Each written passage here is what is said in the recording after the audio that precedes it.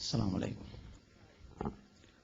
الحمد لله رب العالمين والصلاة والسلام على رسوله الأمين وعلى آله وصحبه أجمعين أما بعد رب اشرح لي صدري ويسر لي أمري واحلل عقدة من لساني يفقهوا قولي. ജമാഅത്തെ ഇസ്ലാമി എന്ന ഇസ്ലാമിക പ്രസ്ഥാനം അത് രൂപീകരിച്ച അന്നു മുതൽ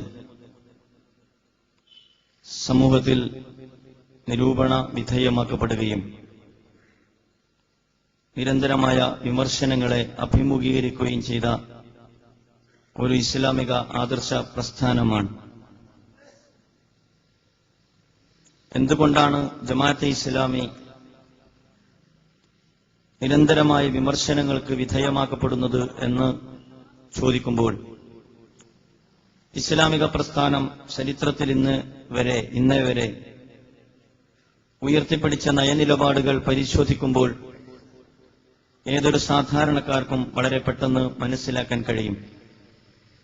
അതുകൊണ്ട് തന്നെ ഈ പൊതുസമ്മേളനത്തിലും ജമാഅത്തെ ഇസ്ലാമി കൈക്കൊണ്ട നയനിലപാടുകളും അതിന്റെ ന്യായാന്യായതകളും നിങ്ങളുടെ മുമ്പിൽ അവതരിപ്പിക്കുവാനാണ് ഞാൻ ആഗ്രഹിക്കുന്നത്. ഇത് ഏതെങ്കിലും ഒരു വിഭാഗത്തിനെതിരെയുള്ള പൊതുസമ്മേളനമല്ല.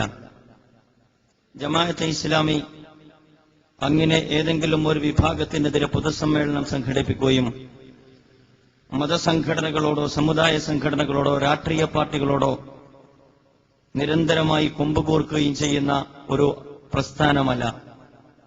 മറിച്ച് രാജ്യത്തെ സമൂഹത്തെ അഭിമുഖീകരിച്ചുകൊണ്ട് ഇസ്ലാമിക പ്രസ്ഥാനം നിലയുറപ്പിക്കുന്ന ആദർശത്തിൽ ഊന്നി നിന്നുകൊണ്ടുള്ള ആദർശ പ്രചരണ പ്രവർത്തനങ്ങളിലാണ് ജമാഅത്തെ ഇസ്ലാമി ഇന്നുവരെ ഇടപെട്ടു പോന്നിട്ടുള്ളത്.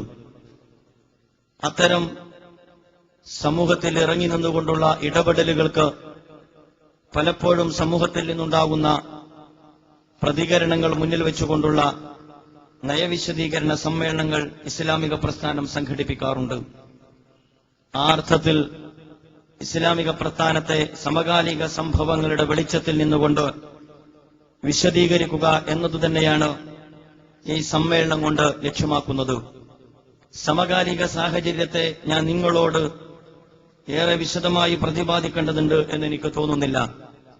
ഇന്ത്യയിലെ ഇസ്ലാമിക പ്രസ്ഥാനം, അതിന്റെ കേരള ഘടകം ഒരുപക്ഷെ കഴിഞ്ഞ ഏതാനും മാസങ്ങളായി ഏറെ വിമർശന വിധേയമായ പ്രസ്ഥാനമാണ്. കേരളത്തിലെ സമുദായ രാഷ്ട്രീയ പ്രസ്ഥാനങ്ങളുടെ ഭാഗത്ത് നിന്ന്, അതുപോലെ തന്നെ മതസംഘടനകളുടെ ഭാഗത്ത് നിന്ന്, രാഷ്ട്രീയ പ്രസ്ഥാനങ്ങളുടെ ഭാഗത്ത് നിന്ന് സ്ഥാനത്തും അസ്ഥാനത്തും പലപ്പോഴും വസ്തുതകൾക്ക് വിരുദ്ധമായ സ്വഭാവത്തിൽ വരെ പൊതുസമൂഹത്തിനിടയിൽ ഇസ്ലാമിക പ്രസ്ഥാനത്തെ തെറ്റിദ്ധരിപ്പിക്കുന്ന ധാരാളം പരിപാടികൾ കഴിഞ്ഞിരിക്കെ ആണ് നിങ്ങളൊരു പക്ഷേ ജമാഅത്തെ ഇസ്ലാമിയെ വീണ്ടും ശ്രമിക്കുന്നത്. ഇസ്ലാമിക പ്രസ്ഥാനത്തെ വിമർശിക്കുന്നവരോട് വിനയത്തോടുകൂടി ആദ്യമേ ഉണർത്തുവാനുള്ളത്, വിമർശനത്തെ ഇസ്ലാമിക പ്രസ്ഥാനം വെറുക്കുന്നില്ല എന്നാണ്. ജമാഅത്തെ ഇസ്ലാമി വിമർശനത്തെ ഉൾക്കൊള്ളുവാൻ സന്നദ്ധമാണ്, നിരൂപണത്തെ ഉൾക്കൊള്ളുവാൻ സന്നദ്ധമാണ്. പക്ഷേ പലപ്പോഴും വിമർശനത്തിന്റെയും നിരൂപണങ്ങളുടെയും പേരിൽ വസ്തുതക്ക് നിരക്കാത്ത സംഭവങ്ങളും അതുപോലെ തന്നെ പ്രചരണങ്ങളുമാണ് പൊതുവേദികളിലും തെരുവുകളിലും ഉയർത്തപ്പെട്ടുകൊണ്ടിരിക്കുന്നത് എന്നത് വേദനാജനകമാണ്. അതുകൊണ്ട് തന്നെ എന്നെ ശ്രവിച്ചുകൊണ്ടിരിക്കുന്ന എന്റെ സുഹൃത്തുക്കളോട് എന്താണ് ജമാഅത്തെ ഇസ്ലാമി എന്ന് അതിന്റെ വേദിയിൽ നിന്ന് കേൾക്കാൻ, എന്നിട്ട് അതിനെക്കുറിച്ച് വിലയിരുത്തുവാൻ, നിങ്ങളുടെ മനസ്സാക്ഷിയോട് എവിടെയാണ് നിങ്ങൾക്ക് ഇതിനോട് വിയോജിക്കേണ്ടതായി വരുന്നത് എന്ന് ചോദിക്കുവാൻ, എന്നിട്ട് സത്യസന്ധമായ നിലപാട് കൈക്കൊള്ളുവാൻ എന്റെ പ്രിയപ്പെട്ട സുഹൃത്തുക്കൾ, നിങ്ങൾ ഏത് വിഭാഗത്തെ പ്രതിനിധീകരിക്കുന്ന ആളുകളാണെങ്കിലും സന്നദ്ധമാകണം എന്ന ആമുഖത്തോടുകൂടിയാണ് ചില കാര്യങ്ങൾ പറയുവാൻ ഞാൻ ആഗ്രഹിക്കുന്നത്. നമ്മൾ പലപ്പോഴും പറയാറുണ്ട്, അന്ധൻ ആനയെ കണ്ട പോലെയാണ് ജമാഅത്തെ ഇസ്ലാമിയെയും പലപ്പോഴും സമുദായവും മതസംഘടനകളും കാണാറുള്ളത്. ആനയുടെ വാല് പിടിച്ചിട്ട് ആന ചൂലാണെന്ന് പറയുന്നത് പോലെ ഇസ്ലാമിക പ്രസ്ഥാനത്തിന്റെ ഏതോ ഒരു ഭാഗത്തെ അഭിമുഖീകരിച്ചുകൊണ്ടാണ് ഇസ്ലാമിക പ്രസ്ഥാനത്തെ വിലയിരുത്തുവാൻ, എന്നിട്ട് വക്രീകരിക്കുവാൻ പലപ്പോഴും പല ആളുകളും സന്നദ്ധമാകാറുള്ളത്. അതിനപ്പുറത്തേക്ക് ജമാഅത്തെ ഇസ്ലാമി എന്താണ് എന്ന് അറിയുവാൻ എന്റെ പ്രിയപ്പെട്ട സുഹൃത്തുക്കൾ അല്പം സമയം കണ്ടെത്തണമെന്നാണ് ആദ്യമേ ഉണർത്തുന്നത്. നമുക്കറിയാം, ഇസ്ലാമിക പ്രസ്ഥാനം രൂപീകരിക്കുന്ന ഘട്ടത്തിൽ തന്നെ എന്താണ് അത്, എന്തിനാണ് അത് എന്ന് വിശദീകരിച്ചുകൊണ്ടാണ് ഈ രാജ്യത്തെ ജനവിഭാഗത്തിലേക്ക് ഇസ്ലാമിക പ്രസ്ഥാനം അതിന്റെ പ്രവർത്തനങ്ങളുമായി കടന്നു വന്നിട്ടുള്ളത്. ലാ ഇലാഹ ഇല്ലല്ലാ എന്ന ആദർശത്തിൽ ഊന്നി നിന്നുകൊണ്ടാണ് ചരിത്രത്തിൽ പ്രവാചകന്മാർ പ്രതിനിധാനം ചെയ്തതുപോലെ ഇസ്ലാമിനെ പ്രതിനിധാനം ചെയ്തുകൊണ്ടാണ് ജമാഅത്തെ ഇസ്ലാമി 20-ാം നൂറ്റാണ്ടിന്റെ ആദ്യ ദശകങ്ങളിൽ അല്ലെങ്കിൽ 1941 ഈ രാജ്യത്ത് അതിന്റെ പ്രവർത്തനങ്ങൾക്ക് തുടക്കം കുറിക്കുന്നത്. എന്തിനാണ് ജമാഅത്തെ ഇസ്ലാമി രൂപീകരിക്കുന്നത്, എന്താണ് ഇത്തരമൊരു പ്രസ്ഥാനത്തിന്റെ രൂപീകരണ പശ്ചാത്തലമെന്ന് അത് രൂപീകരിക്കുന്നതിന് മുമ്പ് തന്നെ വർഷങ്ങളോളം കിട്ടാവുന്ന വേദികളിൽ, എഴുതാവുന്ന താളുകളിൽ, പേജുകളിൽ ഇസ്ലാമിക പ്രസ്ഥാനത്തിന്റെ രൂപീകരണത്തിന് നേതൃത്വം കൊടുത്ത സയ്യിദ് അബ്ദുൽ മൗദൂദി സാഹിബ് വളരെ കൃത്യമായി എഴുതിയിട്ടുണ്ടായിരുന്നു. പിന്നീട് ഇസ്ലാമിക പ്രസ്ഥാനം രൂപം കൊണ്ടതിന് ശേഷവും എന്തിനാണ് രൂപം കൊണ്ടത് എന്ന ഒരുപക്ഷെ ഒരു രാജ്യ നിവാസികളോട് ഏറെ സംസാരിച്ച പ്രസ്ഥാനമാണ് ജമാഅത്തെ ഇസ്ലാമി എന്ന് നിങ്ങൾക്ക് കാണാൻ കഴിയും.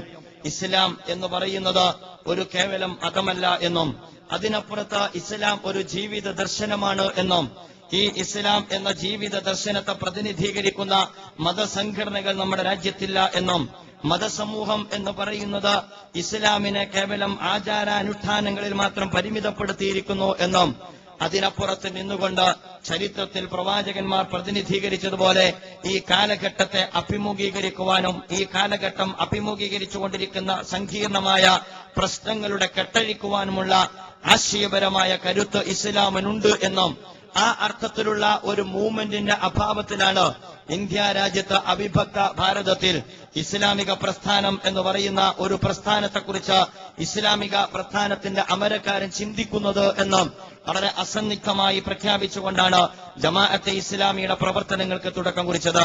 ലാ ഇലാഹ ഇല്ലല്ലാ എന്ന ആദർശമാണ് ഇസ്ലാമിക പ്രസ്ഥാനം ഉൾക്കൊള്ളുന്ന അല്ലെങ്കിൽ അത് പ്രഖ്യാപിക്കുന്ന ആദർശം. അഫ്ദലു മാ ഖുൽതു വന്നബിയ്യൂന മിൻ ഖബ്ലി ഖൗലു ലാ ഇലാഹ ഇല്ലല്ലാ. ചരിത്രത്തിൽ പ്രവാചകന്മാരെല്ലാവരും അതുപോലെ തന്നെ നബി തിരുമേനി സല്ലല്ലാഹു അലൈഹി വസല്ലമയും എല്ലാ കാലഘട്ടത്തിലെ പ്രവാചകന്മാരും ലോകത്ത് പ്രഖ്യാപിച്ചിരിക്കുന്ന ആദർശവും ലാ ഇലാഹ ഇല്ലല്ലാ എന്നുള്ളത് തന്നെയാണ്. ആ ലാ ഇലാഹ ഇല്ലല്ലാ എന്ന ആദർശത്തിന്റെ അടിത്തറകളിൽ നിന്നുകൊണ്ട് ഇസ്ലാമിനെ സമഗ്രമായി പ്രതിനിധീകരിക്കുക എന്നതാണ് ജമാഅത്തെ ഇസ്ലാമി നിർവഹിച്ചുകൊണ്ടിരിക്കുന്ന ദൗത്യം. അതുകൊണ്ടാണ് ഞാൻ ആദ്യമേ സൂചിപ്പിച്ചത്, ജമാഅത്തെ ഇസ്ലാമി ഒരിക്കലും ഒരു മതസംഘടനയല്ല എന്ന് പറയുമ്പോൾ നിങ്ങൾ മനസ്സിലാക്കുന്ന, ഈ രാജ്യത്ത് മനസ്സിലാക്കപ്പെട്ടു കഴിഞ്ഞ ജീവിതത്തിന്റെ നിഖില മേഖലകളിലേക്ക് കടന്നു നോക്കാത്ത, തന്റെ സ്വകാര്യ ജീവിതത്തിൽ മാത്രം വെളിച്ചം നൽകുന്ന ആരാധനകളെക്കുറിച്ചും അനുഷ്ഠാനങ്ങളെക്കുറിച്ചും ആ അനുഷ്ഠാനങ്ങളിലെ കർമ്മശാസ്ത്രങ്ങളെക്കുറിച്ചും മാത്രം ചർച്ച ചെയ്യുന്ന ഒരു മതസംഘടനയല്ല ജമാഅത്തെ ഇസ്ലാമി എന്ന് അതിന്റെ തുടക്കത്തിലും അത് ഇപ്പോഴും പറഞ്ഞുകൊണ്ടിരിക്കുന്നു. അതുകൊണ്ട് തന്നെ ജമാഅത്തെ ഇസ്ലാമിയും കേരളത്തിലെ മതസംഘടനകളും തമ്മിലുള്ള തർക്കത്തിന്റെ അടിസ്ഥാനപരമായ തലം എന്ന് പറയുന്നത് ഒരിക്കലും അതിന്റെ കർമ്മശാസ്ത്രപരമായ തലമായിരുന്നില്ല. കേരളത്തിലെ മുഴുവൻ മതസംഘടനകളെയും നിങ്ങൾ എടുത്ത് പരിശോധിച്ചു നോക്കിയാൽ അവരെവിടെയാണ് അഭിപ്രായ വ്യത്യാസത്തിൽ അകപ്പെട്ടിരിക്കുന്നത് എന്ന് ചോദിച്ചാൽ ആരാധനകളിലാണ്, ആചാരങ്ങളിലാണ്, അനുഷ്ഠാന മുറകളിലാണ്. അതിനപ്പുറത്ത് ജീവിതത്തെക്കുറിച്ച്, അതുപോലെ തന്നെ ജീവിതത്തിൽ സ്വീകരിക്കേണ്ടുന്ന നയനിലപാടുകളുമായി ബന്ധപ്പെട്ട അതിൽ എന്റെ ദൈവം തമ്പുരാൻ, അതുപോലെ തന്നെ ഞാൻ ഉൾക്കൊള്ളുന്ന ഇസ്ലാമിക ദർശനം എന്തു പറയുന്നു എന്നതിനെക്കുറിച്ച് ഈ ഇന്ന് വരെ പലപ്പോഴും മതസംഘടനകൾക്കിടയിൽ അഭിപ്രായ വ്യത്യാസങ്ങൾ ഉയർന്നു വരാറില്ല. എന്തുകൊണ്ട് എന്ന് ചോദിച്ചാൽ കേരളത്തിൽ ഉൽപ്പത്തിഷ്ണുക്കൾ എന്ന് പറയുന്നവരും അതല്ല യാഥാസ്ഥികർ എന്ന് മറുപക്ഷത്ത് ഇവർ ആക്ഷേപിക്കുന്നവരും രണ്ടു കൂട്ടരും മതത്തെ ഉൾക്കൊണ്ടിരിക്കുന്നത് ജീവിതത്തിന്റെ വളരെ പരിമിതമായ ഒരു സ്വകാര്യമായ തലത്തിൽ ആണ് എന്നുള്ളത് കൊണ്ടാണ് മതസംഘടനകൾ പലപ്പോഴും മതസംഘടനകൾ ഇന്ന് സമൂഹത്തിൽ പ്രതിനിധീകരിക്കുന്ന ഒരു മതസംഘടനയല്ല ജമാഅത്തെ ഇസ്ലാമി എന്ന് ഞാൻ ഉണർത്തിയത്. അതുപോലെ തന്നെ ഇസ്ലാമിക പ്രസ്ഥാനത്തെ സംബന്ധിച്ചിടത്തോളം ഇത് ഒരു സാമുദായിക സംഘടനയല്ല.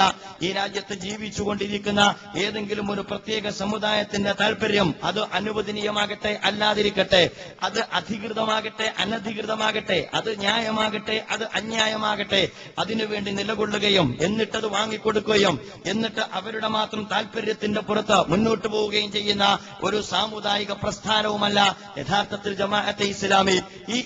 ഇതിനെല്ലാം ഇതിനെല്ലാം അപ്പുറത്ത് നിന്നുകൊണ്ട് ലാ ഇലാഹ ഇല്ലല്ലാഹ് എന്ന ആദർശത്തിന്റെ അടിത്തറയിൽ ജീവിതത്തെ മുഴുവൻ നോക്കിക്കാണുന്ന, അതുപോലെ തന്നെ പ്രപഞ്ചത്തെ നോക്കിക്കാണുന്ന, ജീവിതത്തിന്റെ എല്ലാ തലങ്ങളോടും സംവദിക്കുന്ന, ചരിത്രത്തിൽ പ്രവാചകന്മാർ നിർവഹിച്ച ദൗത്യം നിർവഹിക്കുന്ന ആദർശ പ്രസ്ഥാനമാണ് ഇന്ത്യൻ ജമാഅത്തെ ഇസ്ലാമി എന്ന് നാം മനസ്സിലാക്കണം. എന്തുകൊണ്ട് ജമാഅത്തെ ഇസ്ലാമി ഇങ്ങനെയായി എന്ന ചോദ്യത്തിന്റെ ഉത്തരം എന്തുകൊണ്ട് ഇസ്ലാം ഇങ്ങനെയായി എന്നിടത്ത് നിന്നാണ് നാം മനസ്സിലാക്കേണ്ടത്.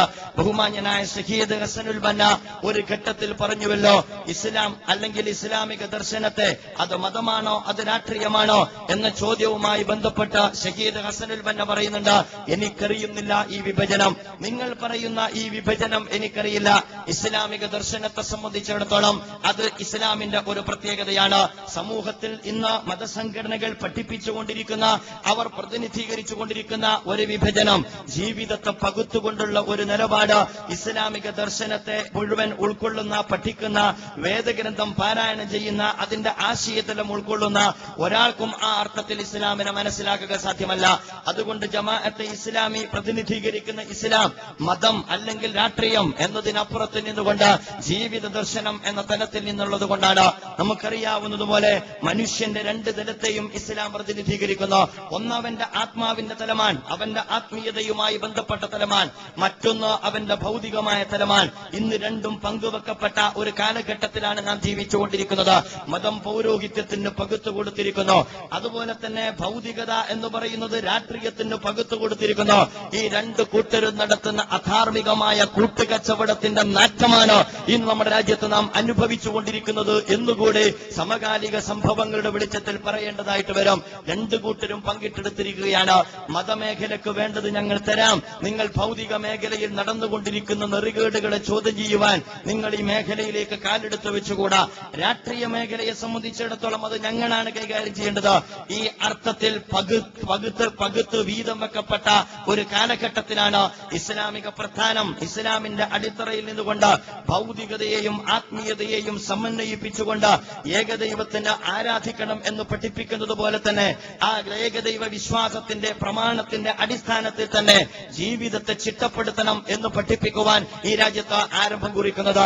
അഥവാ പള്ളിയിൽ ഭയപ്പെടുന്ന ദൈവം തമ്പുരാനെ തന്റെ സാമൂഹ്യ ജീവിതത്തിൽ ഭയപ്പെടണമെന്ന്, അതുപോലെ തന്നെ ആരാധനയിൽ ഭയപ്പെടുന്ന ദൈവം തമ്പുരാനെ തന്റെ കച്ചവടത്തിൽ ഭയപ്പെടണമെന്ന്, തന്റെ സാമൂഹ്യ വ്യവഹാരങ്ങളിൽ ഭയപ്പെടണമെന്ന്, തന്റെ ജീവിതത്തിന്റെ നിഖല മേഖലകളിലും ഭയപ്പെടണമെന്ന്, ആ അർത്ഥത്തിൽ ആരാധനയിൽ കാണിക്കുന്ന തഖ്വ തന്റെ ജീവിതത്തിന്റെ എല്ലാ തലങ്ങളിലും നിലനിർത്തണം എന്ന് പഠിപ്പിക്കുന്ന സമഗ്രമായ സ്വഭാവത്തോടുകൂടിയാണ് ലാ ഇലാഹ ഇല്ലല്ലാഹ് എന്ന ആദർശത്തിന്റെ അടിത്തറയിൽ നിന്നുകൊണ്ട് ഇസ്ലാമിക പ്രസ്ഥാനം ഇസ്ലാമിനെ നോക്കിക്കാണുന്നത്. അതുകൊണ്ട് തന്നെ രാജ്യത്തെ സംബന്ധിച്ചിടത്തോളം, രാജ്യത്ത് ജീവിച്ചുകൊണ്ടിരിക്കുന്ന ജനവിഭാഗത്തെ സംബന്ധിച്ചിടത്തോളം അവരഭിമുഖീകരിക്കുന്ന പ്രശ്നങ്ങളെ ചരിത്രത്തിൽ പ്രവാചകന്മാർ അഭിമുഖീകരിച്ചതുപോലെ ജമാഅത്തെ ഇസ്ലാമിയും അഭിമുഖീകരിച്ചു പോന്നിട്ടുണ്ട്. വിശുദ്ധ ഖുർആനിന്റെ തന്നെ അഭിമുഖീകരണം അല്ലെങ്കിൽ അഭിസംബോധന നമുക്കെല്ലാവർക്കും അറിയാവുന്ന കാര്യമാണ്. യാ അയ്യുഹല്ലദീന ആമനൂ എന്ന് വിശ്വാസികളെ അഭിസംബോധന ചെയ്യുന്ന ഖുർആൻ ലോകത്തുള്ള ജനവിഭാഗത്തെ അഭിമുഖീകരിക്കുന്നത് യാ അയ്യുഹന്നാസ് എന്ന് പറഞ്ഞുകൊണ്ടാണ്. അതുകൊണ്ട് ജമാഅത്തെ ഇസ്ലാമി അഭിമുഖീകരിക്കുന്നത് ഒരു മതവിഭാഗത്തെയല്ല. അതുകൊണ്ട് ഖുർആൻ ഒരു ജനതയെ അഭിമുഖീകരിക്കുന്നത് കൊണ്ട് ജമാഅത്തെ ഇസ്ലാമി അഭിമുഖീകരിക്കുന്നത് ഒരു പ്രത്യേക സമുദായത്തെയല്ല. യാ അയ്യുഹന്നാസ്, അല്ലയോ ജനവിഭാഗമേ എന്ന് പറഞ്ഞുകൊണ്ടാണ് ഇസ്ലാമിക പ്രസ്ഥാനം അതിന്റെ ഒന്നാമത്തെ പ്രബോധനത്തിന്റെയും പ്രചരണത്തിന്റെയും ആദ്യാക്ഷരം കുറിച്ചത് എന്ന് ജമാഅത്തെ ഇസ്ലാമിയെ കുറിച്ച് പഠിക്കുന്ന ഏതൊരാൾക്കും മനസ്സിലാക്കാൻ കഴിയുന്ന കാര്യമാണ്. അതുകൊണ്ട് ലാ ഇലാഹ ഇല്ലല്ലാഹ്, അല്ലാഹുവല്ലാതെ ഇലാഹില്ല എന്ന് പറയുമ്പോൾ പ്രവാചകന്മാർ പഠിപ്പിച്ചതുപോലെ, വിശുദ്ധ വേദഗ്രന്ഥം നമ്മെ പഠിപ്പിച്ചതുപോലെ വളരെ ആഴമുള്ള അർത്ഥം ജമാഅത്തെ ഇസ്ലാമി അതിനെ കൽപ്പിക്കുന്നുണ്ട്. ഹുവല്ലദീ ഫിസ്സമാഇ ഇലാഹ് വഫിൽ അർളി ഇലാഹ്, ആകാശത്തുള്ള ദൈവം തമ്പുരാൻ അവൻ തന്നെയാണ് ഭൂമിയിലെയും ഞങ്ങളുടെ ദൈവം തമ്പുരാൻ. അഥവാ വിശ്വാസികളുടെ ദൈവം തമ്പുരാൻ പ്രാപഞ്ചികമായ വിധികർത്താവ് ആരാണോ അവൻ തന്നെയാണ് സാൻമാർഗികമായ വിധികർത്താവും എന്ന് പഠിപ്പിക്കുന്നിടത്താണ് മതസംഘടനകളോട് പലപ്പോഴും ജമാഅത്തെ ഇസ്ലാമിക്ക് വിയോജിക്കേണ്ടതായിട്ട് വരുന്നത്. അല്ലെങ്കിൽ മതസംഘടനകൾക്ക് ഇന്ത്യൻ ജമാഅത്തെ ഇസ്ലാമിയോട് വിയോജിക്കേണ്ടതായിട്ട് വരുന്നത് പ്രാപഞ്ചിക സാമാജിക വിധികർത്താവ് അള്ളാഹുവാണ്. അത് എല്ലാവർക്കും അംഗീകരിക്കാം. കാരണം ആർക്കും ഒരു നഷ്ടമില്ലാത്ത കാര്യമാണ്. പക്ഷേ എന്റെ സാൻമാർഗിക വിധികർത്താവ് ആരാൻ? ഇവിടെയാണ് മൗലികമായ ചോദ്യം ഉയരുന്നത്. ഇവിടെയാണ് മർമ്മപ്രധാനമായ നിലപാട് വ്യക്തമാക്കേണ്ടി വരുന്നത്. എന്റെ സാൻമാർഗിക വിധികർത്താവ് ആരാൻ? ഈ സാൻമാർഗിക വിധികർത്താവ് ആരാണ് എന്ന് ചോദിക്കുന്നിടത്ത് താന്തോന്നിത്വത്തെ പ്രതിനിധീകരിക്കുന്ന അഥവാ ഈ ചോദ്യത്തിൽ നിന്ന് ഒളിച്ചോടിപ്പോകുന്ന, അത് തന്റേതായ ലോകത്തിനും കാലത്തിനും സമൂഹത്തിനും ദർശനത്തിനും അനുസരിച്ച് ആർക്കും പങ്കുവെക്കാം എന്ന് പഠിപ്പിക്കുന്ന അരാജകത്വത്തിന്റെ ദർശനമല്ല യഥാർത്ഥത്തിൽ ഇസ്ലാം എന്ന് പറയുന്നത്. മനുഷ്യന്റെ ആത്മാവ് ആമാശയം പോലെ തന്നെ പ്രധാനമാണ്. മനുഷ്യന്റെ ആത്മാവ് എന്ന് ഇസ്ലാം പഠിപ്പിക്കുന്നു. ഈ തത്വസംഹിതയുടെ അടിസ്ഥാനത്തിലാണ് ഇന്ത്യ രാജ്യത്ത് അല്ലെങ്കിൽ 20ാം നൂറ്റാണ്ടിലെ നവോത്ഥാന പ്രസ്ഥാനങ്ങൾ അവയുടെ പ്രവർത്തനങ്ങൾക്ക് തുടക്കം കുറിച്ചത് എന്നെ സഹോദരന്മാർ മനസ്സിലാക്കേണ്ടതുണ്ട്.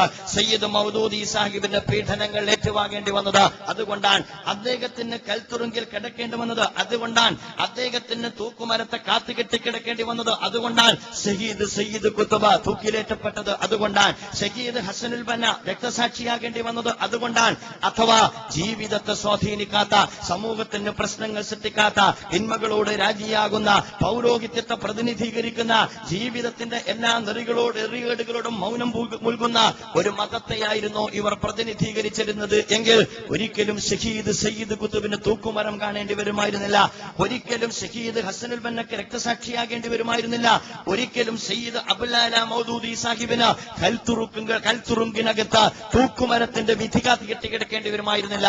എന്തുകൊണ്ട് ഇത് സംഭവിച്ചു എന്ന ചോദ്യത്തിന് അതാത് കാലഘട്ടത്തിലെ ജനവിഭാഗത്തിനിടയിൽ ചൂഷണം ചെയ്യുന്ന അധികാരിവർഗത്തിന്റെ അധാർമിക വൃത്തികളെ ആദർശത്തിന്റെ പിൻബലത്തിൽ നിന്നുകൊണ്ട് ചരിത്രത്തിൽ പ്രവാചകന്മാർ പ്രതിനിധീകരിച്ചതുപോലെ ഇസ്ലാമിന്റെ പ്രതിനിധാനം നിർവഹിച്ചുകൊണ്ട് ആർജവത്തോടുകൂടി ചോദ്യം ചെയ്യുവാൻ, മൗലികമായ അടിത്തറകളിൽ നിന്നുകൊണ്ട് പ്രത്യയശാസ്ത്രപരമായി ചോദ്യം ചെയ്യുവാൻ സന്നദ്ധമായതിന് കൊടുക്കേണ്ടി വന്ന വിലയാണ് ഇസ്ലാമിക പ്രസ്ഥാനത്തിന് ഈ വ്യക്തിത്വങ്ങൾ എന്ന് നമ്മൾ അറിയേണ്ടതുണ്ട്. അന്നത്തെ അതേ ശക്തി ഇന്നും ഇസ്ലാമിക പ്രസ്ഥാനത്തെ വേട്ടയാടുന്നുണ്ട്. അതുകൊണ്ട് ജമാഅത്തെ ഇസ്ലാമിയെ വേട്ടയാടുന്ന ആളുകൾ യഥാർത്ഥത്തിൽ വേട്ടയാടുന്നത് ജമാഅത്തെ ഇസ്ലാമിയെ അല്ല, ഇസ്ലാമിനെയാണ് എന്ന് നിങ്ങൾ മനസ്സിലാക്കേണ്ടതായിട്ട് വരും. ജമാഅത്തെ ഇസ്ലാമിയെ പലപ്പോഴും സ്ഥാനത്തും അസ്ഥാനത്തും വിമർശിക്കുന്ന ആളുകൾ അവരുടെ താഴ്വേര് ചെന്നുപോകുന്നത് പലപ്പോഴും അൾട്രാ സെക്യുലറിസ്റ്റുകളുടെ ആഴികളിലാണ് അല്ലെങ്കിൽ കേന്ദ്രങ്ങളിലാണ് എന്ന് പലപ്പോഴും നമുക്ക് വിലയിരുത്തേണ്ടതായിട്ട് വരും. ആ അർത്ഥത്തിൽ ഇസ്ലാം എന്ന് പറയുന്ന സമഗ്രമായ ആധുനിക കാലഘട്ടത്തിൽ സാമ്രാജ്യത്വം ഭയപ്പാടോടുകൂടി വീക്ഷിക്കുന്ന ഇസ്ലാമിന്റെ സമഗ്രമായ തലത്തെയാണ് ജമാഅത്തെ ഇസ്ലാമി പ്രതിനിധീകരിച്ചുകൊണ്ടിരിക്കുന്നത്. അത് ഇന്ന് ലോകത്തെ ചർച്ചയാൻ, അത് ഇന്ന് ലോകത്ത് അതിന്റെ മികവ് തെളിയിച്ചുകൊണ്ടിരിക്കുകയാണ്. നമുക്കറിയാം ഒരു കാലഘട്ടത്തിൽ ബ്രദർഹുഡിന്റെ പ്രയാണം എന്ന് പറയുന്നത് ഇന്ന് ഈജിപ്തിൽ സ്വാതന്ത്ര്യത്തിന് വേണ്ടിയുള്ള പോരാട്ടത്തിന്, അതുപോലെ തന്നെ തൊഴിലിന് വേണ്ടിയുള്ള പോരാട്ടത്തിന്, അതേപോലെ തന്നെ അവിടെ ഭക്ഷണത്തിന് വേണ്ടിയുള്ള പോരാട്ടത്തിന് ഇന്ന് കരുത്ത് നൽകിക്കൊണ്ടിരിക്കുന്നത് ബ്രദർഹുഡാണ്. ബ്രദർഹുഡ് എന്ന് പറയുന്നത് ഇന്ത്യയിലെ ഇസ്ലാമിക പ്രസ്ഥാനത്തെ പോലെ തന്നെ പതിറ്റാണ്ടുകളോളം ഭരണകൂടം ഇന്ന് വേട്ടയാടുന്ന, എന്നിട്ട് ക്രൂരമായി പീഡിപ്പിച്ച, കൽത്തുറുങ്കിലിട്ട് നശിപ്പിക്കാൻ ശ്രമിച്ച ഒരു ഇസ്ലാമിക പ്രസ്ഥാനമാണ്, നവോത്ഥാന പ്രസ്ഥാനമാണ് ഇഖ്വാനുൽ മുസ്ലിമീൻ എന്ന് പറയുന്ന ബ്രദർഹുഡ് എന്ന് പറയുന്ന പ്രസ്ഥാനം. നമുക്കറിയാം 21ാം നൂറ്റാണ്ട് ഇന്ന് ഈജിപ്തിൽ നിന്ന് നാം വായിച്ചുകൊണ്ടിരിക്കുന്ന കഥകൾ നമുക്ക് ആവേശം നൽകുന്ന കഥകളാണ്. ബ്രദർഹുഡ് എന്ന് പറയുന്നത് ഭീകര പ്രസ്ഥാനമാണ് എന്നും അതുകൊണ്ട് അവരെ അടുപ്പിക്കരുത് എന്നും അവർ രാജ്യത്തിന് അപകടകാരികളാണ് എന്നും 8 അല്ലെങ്കിൽ 10 പതിറ്റാണ്ടുകളോളം ഒരു ജനതയെ ഉത്ബോധിപ്പിച്ചതിന് ശേഷം 3 പതിറ്റാണ്ട് കാലത്തെ സ്വേച്ഛാധിപത്യത്തിൽ നിന്ന് ഒരു ജനതയ്ക്ക് വിമോചനം ആഗ്രഹിച്ചപ്പോൾ ഇടതന്മാരും കമ്മ്യൂണിസ്റ്റുകളും ഇടതുകക്ഷികളും അതോടൊപ്പം തന്നെ ക്രിസ്ത്യാനിറ്റിയും കൈകോർത്തത് ഈ ഭീതിപ്പെടുത്തിയ ഇസ്ലാമോഫോബിയയിലൂടെ ഭീതിപ്പെടുത്തിയ ഇതേ ഇഖ്വാനുൽ മുസ്ലിമീനുമായിട്ടാണ് എന്ന യാഥാർത്ഥ്യം എന്റെ പ്രിയപ്പെട്ട സുഹൃത്തുക്കൾ തിരിച്ചറിയേണ്ടതാണ്. ഒരുപക്ഷെ കേരളത്തിനും തിരിച്ചറിവ് വന്നുകൊണ്ടിരിക്കുന്നുണ്ട്, ഒരുപക്ഷെ സമയം വൈകിയേക്കാം. ഇസ്ലാമിക പ്രസ്ഥാനം എന്താ എന്ന് കേരളം തിരിച്ചറിഞ്ഞുകൊണ്ടിരിക്കുന്നുണ്ട്. ഇസ്ലാമിക പ്രസ്ഥാനത്തിന്റെ വിമർശകർ ആര് എന്നും കേരളം തിരിച്ചറിഞ്ഞുകൊണ്ടിരിക്കുന്നുണ്ട്. അവരുടെ സ്ഥാനം എവിടെ എന്ന് ഇന്ന് കേരളം നിർണയിച്ചുകൊണ്ടിരിക്കുന്നുണ്ട് എന്നതും എന്റെ പ്രിയപ്പെട്ട സുഹൃത്തുക്കൾ തിരിച്ചറിയേണ്ടുന്ന ഒരു കാര്യമാണ്. അപ്പോൾ 21ാം നൂറ്റാണ്ടിൽ ഇന്ത്യയിലെ ഇസ്ലാമിക പ്രസ്ഥാനം നിങ്ങളെ അഭിമുഖീകരിക്കുമ്പോൾ ഏറെ ആത്മവിശ്വാസത്തോടു കൂടിയാണ് അഭിമുഖീകരിക്കുന്നത്, അതുപോലെ തന്നെ ആത്മാഭിമാനത്തോടു കൂടിയാണ് അഭിമുഖീകരിക്കുന്നത്. ആധുനിക കാലഘട്ടം ഇന്ന് ആഗോള തലത്തിൽ തന്നെ തേടുന്നത് പൗരോഹിത്യത്തിന്റെ മതത്തെയല്ല, അതിനപ്പുറം വിപ്ലവത്തിന്റെ ദർശനത്തെയാണ്, വിമോചനത്തിന്റെ പ്രത്യയശാസ്ത്രത്തെയാണ്. പൊളിറ്റിക്കൽ കണ്ടന്റുള്ള വിമോചനത്തെക്കുറിച്ച് സംസാരിക്കാൻ കഴിയുന്ന ദൈവികമായ ദർശനത്തെക്കുറിച്ചാണ്. അത്തരം ഒരു ദൈവിക ദർശനത്തിന്റെ പിൻബലത്തിലാണ് നമ്മുടെ രാജ്യത്തും ഇന്ത്യൻ ജമാഅത്തെ ഇസ്ലാമി മുന്നോട്ട് പോകുന്നത് എന്ന് എന്റെ പ്രിയപ്പെട്ട സുഹൃത്തുക്കൾ മനസ്സിലാക്കേണ്ടതുണ്ട്. ഇനി നിങ്ങൾ ജമാഅത്തെ ഇസ്ലാമിയുടെ നയനിലപാടെടുത്ത് പരിശോധിച്ചു നോക്കുക. ഞാൻ ആദ്യമേ പറഞ്ഞല്ലോ, ഇത് ആർക്കുമെതിരെയുള്ള ഏതെങ്കിലും ഒരു വിഭാഗത്തിനെതിരെയുള്ള ഒരു പൊതുസമ്മേളനമല്ല എന്ന്. അതുകൊണ്ട് എന്നെ ശ്രവിച്ചുകൊണ്ടിരിക്കുന്ന എന്റെ സുഹൃത്തുക്കളോട് ഞാൻ പറയുന്നു, നിങ്ങൾ ദോശൈകത്തിற்கு ഒഴിവാക്കിയിട്ട് എന്നെ ശ്രവിക്കാൻ സന്നദ്ധമാകണം. എന്നിട്ട് നിങ്ങൾ എവിടെയാണ് നിങ്ങൾക്ക് ജമാഅത്തെ ഇസ്ലാമിയോട് വിയോജിക്കേണ്ടി വരുന്നത് എന്ന് നിങ്ങൾ ആലോചിക്കേണ്ടതുണ്ട്. ബുദ്ധി പണയപ്പെടുത്തരുത്.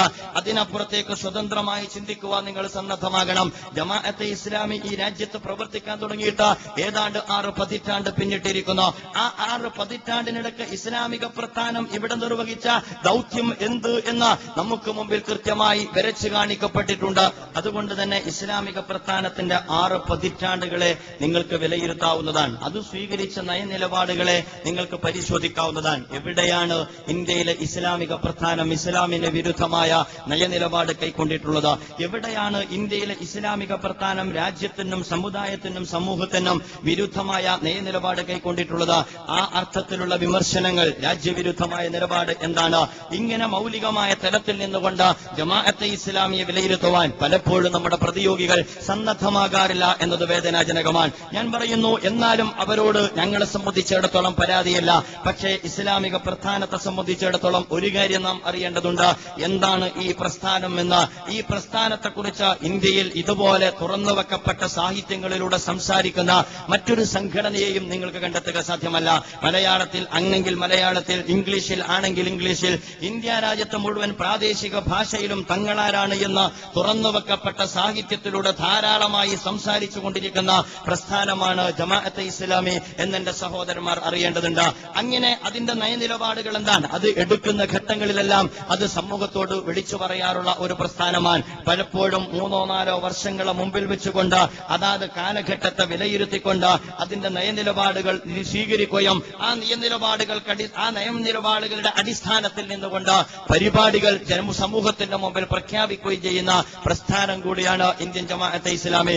ഇസ്ലാമിക പ്രസ്ഥാനം ഈ രാജ്യത്ത് എടുത്ത നിലപാടുകൾ നിങ്ങൾക്ക് വിലയിരുത്താവുന്നതാണ്. 1941 ജമാഅത്തെ ഇസ്ലാമി പിറന്നു വീഴുന്നത് എന്ന് ഞാൻ പറഞ്ഞു. 1941 പിറന്നു വീഴുന്ന ഒരു പ്രസ്ഥാനത്തെ സംബന്ധിച്ചിടത്തോളം അത് പിച്ചവെക്കുന്ന കാലത്താണ് ഈ രാജ്യത്ത് സ്വാതന്ത്ര്യ സമരം കൊടുമ്പിരി കൊള്ളുന്നത്. സ്വാതന്ത്ര്യ സമരം കൊടുമ്പിരി കൊള്ളുന്ന ഒരു കാലഘട്ടത്തിൽ പിറന്നു വീണ ഒരു പ്രസ്ഥാനം ഇന്ത്യൻ സ്വാതന്ത്ര്യ സമരത്തെ അഭിമുഖീകരിച്ചിട്ടുണ്ട്. ഈ രാജ്യം സ്വാതന്ത്ര്യം നേടുമ്പോൾ ആ സ്വാതന്ത്ര്യാനന്തരം സംഭവിക്കാൻ പോകുന്ന അനർത്ഥങ്ങളെ കുറിച്ച് മുസ്ലിം സമൂഹത്തിന് അകത്ത് നിന്ന് ജമാഅത്തെ ഇസ്ലാമിയോളം ഗൗരവത്തോടുകൂടി സംസാരിച്ച ഒരു പ്രസ്ഥാനത്തെ നിങ്ങൾക്ക് ചരിത്രത്തിൽ കണ്ടെത്തുക സാധ്യമല്ല. വെറും 6 വർഷം പ്രായമുള്ള ഒരു പ്രസ്ഥാനം ഇന്ത്യ വിഭജിക്കാൻ പോകുന്നു എന്ന കാലഘട്ടത്തിലാണ് എന്ന സ്ഥിതിവിശേഷം വന്ന ഒരു ഘട്ടത്തിലാണ് ഇസ്ലാമിക പ്രസ്ഥാനത്തിന്റെ അമരക്കാരൻ അതിശക്തമായി വിഭജനത്തോട് വിയോജിക്കുന്നത്. ഇന്ത്യ വിഭജിക്കപ്പെടാൻ പാടില്ല. അന്ന് സയ്യിദ് മൗദൂദി പറഞ്ഞ ഒരുപാട് കാരണങ്ങൾ ഉണ്ടായിരുന്നു. എന്തുകൊണ്ട് ഇന്ത്യ വിഭജിക്കാൻ പാടില്ല, വിഭജനമല്ലാത്ത പരിഹാരം എന്ത് എന്ന് അന്ന് സയ്യിദ് മൗദൂദി ഇന്ത്യയിലെ ദേശീയ നേതാക്കൾക്ക് മുമ്പിൽ അവതരിപ്പിച്ചിട്ടുണ്ടായിരുന്നു. അന്ന് ഈ വിഭജനാനന്തരം ഉണ്ടാകാനിരിക്കുന്ന ദുരന്തത്തെക്കുറിച്ച് സയ്യിദ് മൗദൂദി ശക്തമായി മുന്നറിയിപ്പ് നൽകിയിട്ടുണ്ടായിരുന്നു. അന്ന് മൗദൂദി സാഹിബ് പറഞ്ഞത് ഇന്ത്യ വിഭജിക്കുന്നതോടുകൂടി സംഭവിക്കാനിരിക്കുന്ന ദുരന്തത്തെക്കുറിച്ചാണ്. അന്ന് അദ്ദേഹം പറഞ്ഞു, വിഭജനാനന്തരമുള്ള ഇന്ത്യയിൽ അവശേഷിക്കുന്ന മുസ്ലിം ന്യൂനപക്ഷത്തിന്റെ പ്രശ്നത്തെക്കുറിച്ച്, വിഭജനാനന്തരം അവശേഷിക്കുന്ന പാകിസ്ഥാനിലെ ഇതര മതന്യൂനപക്ഷത്തെക്കുറിച്ച്.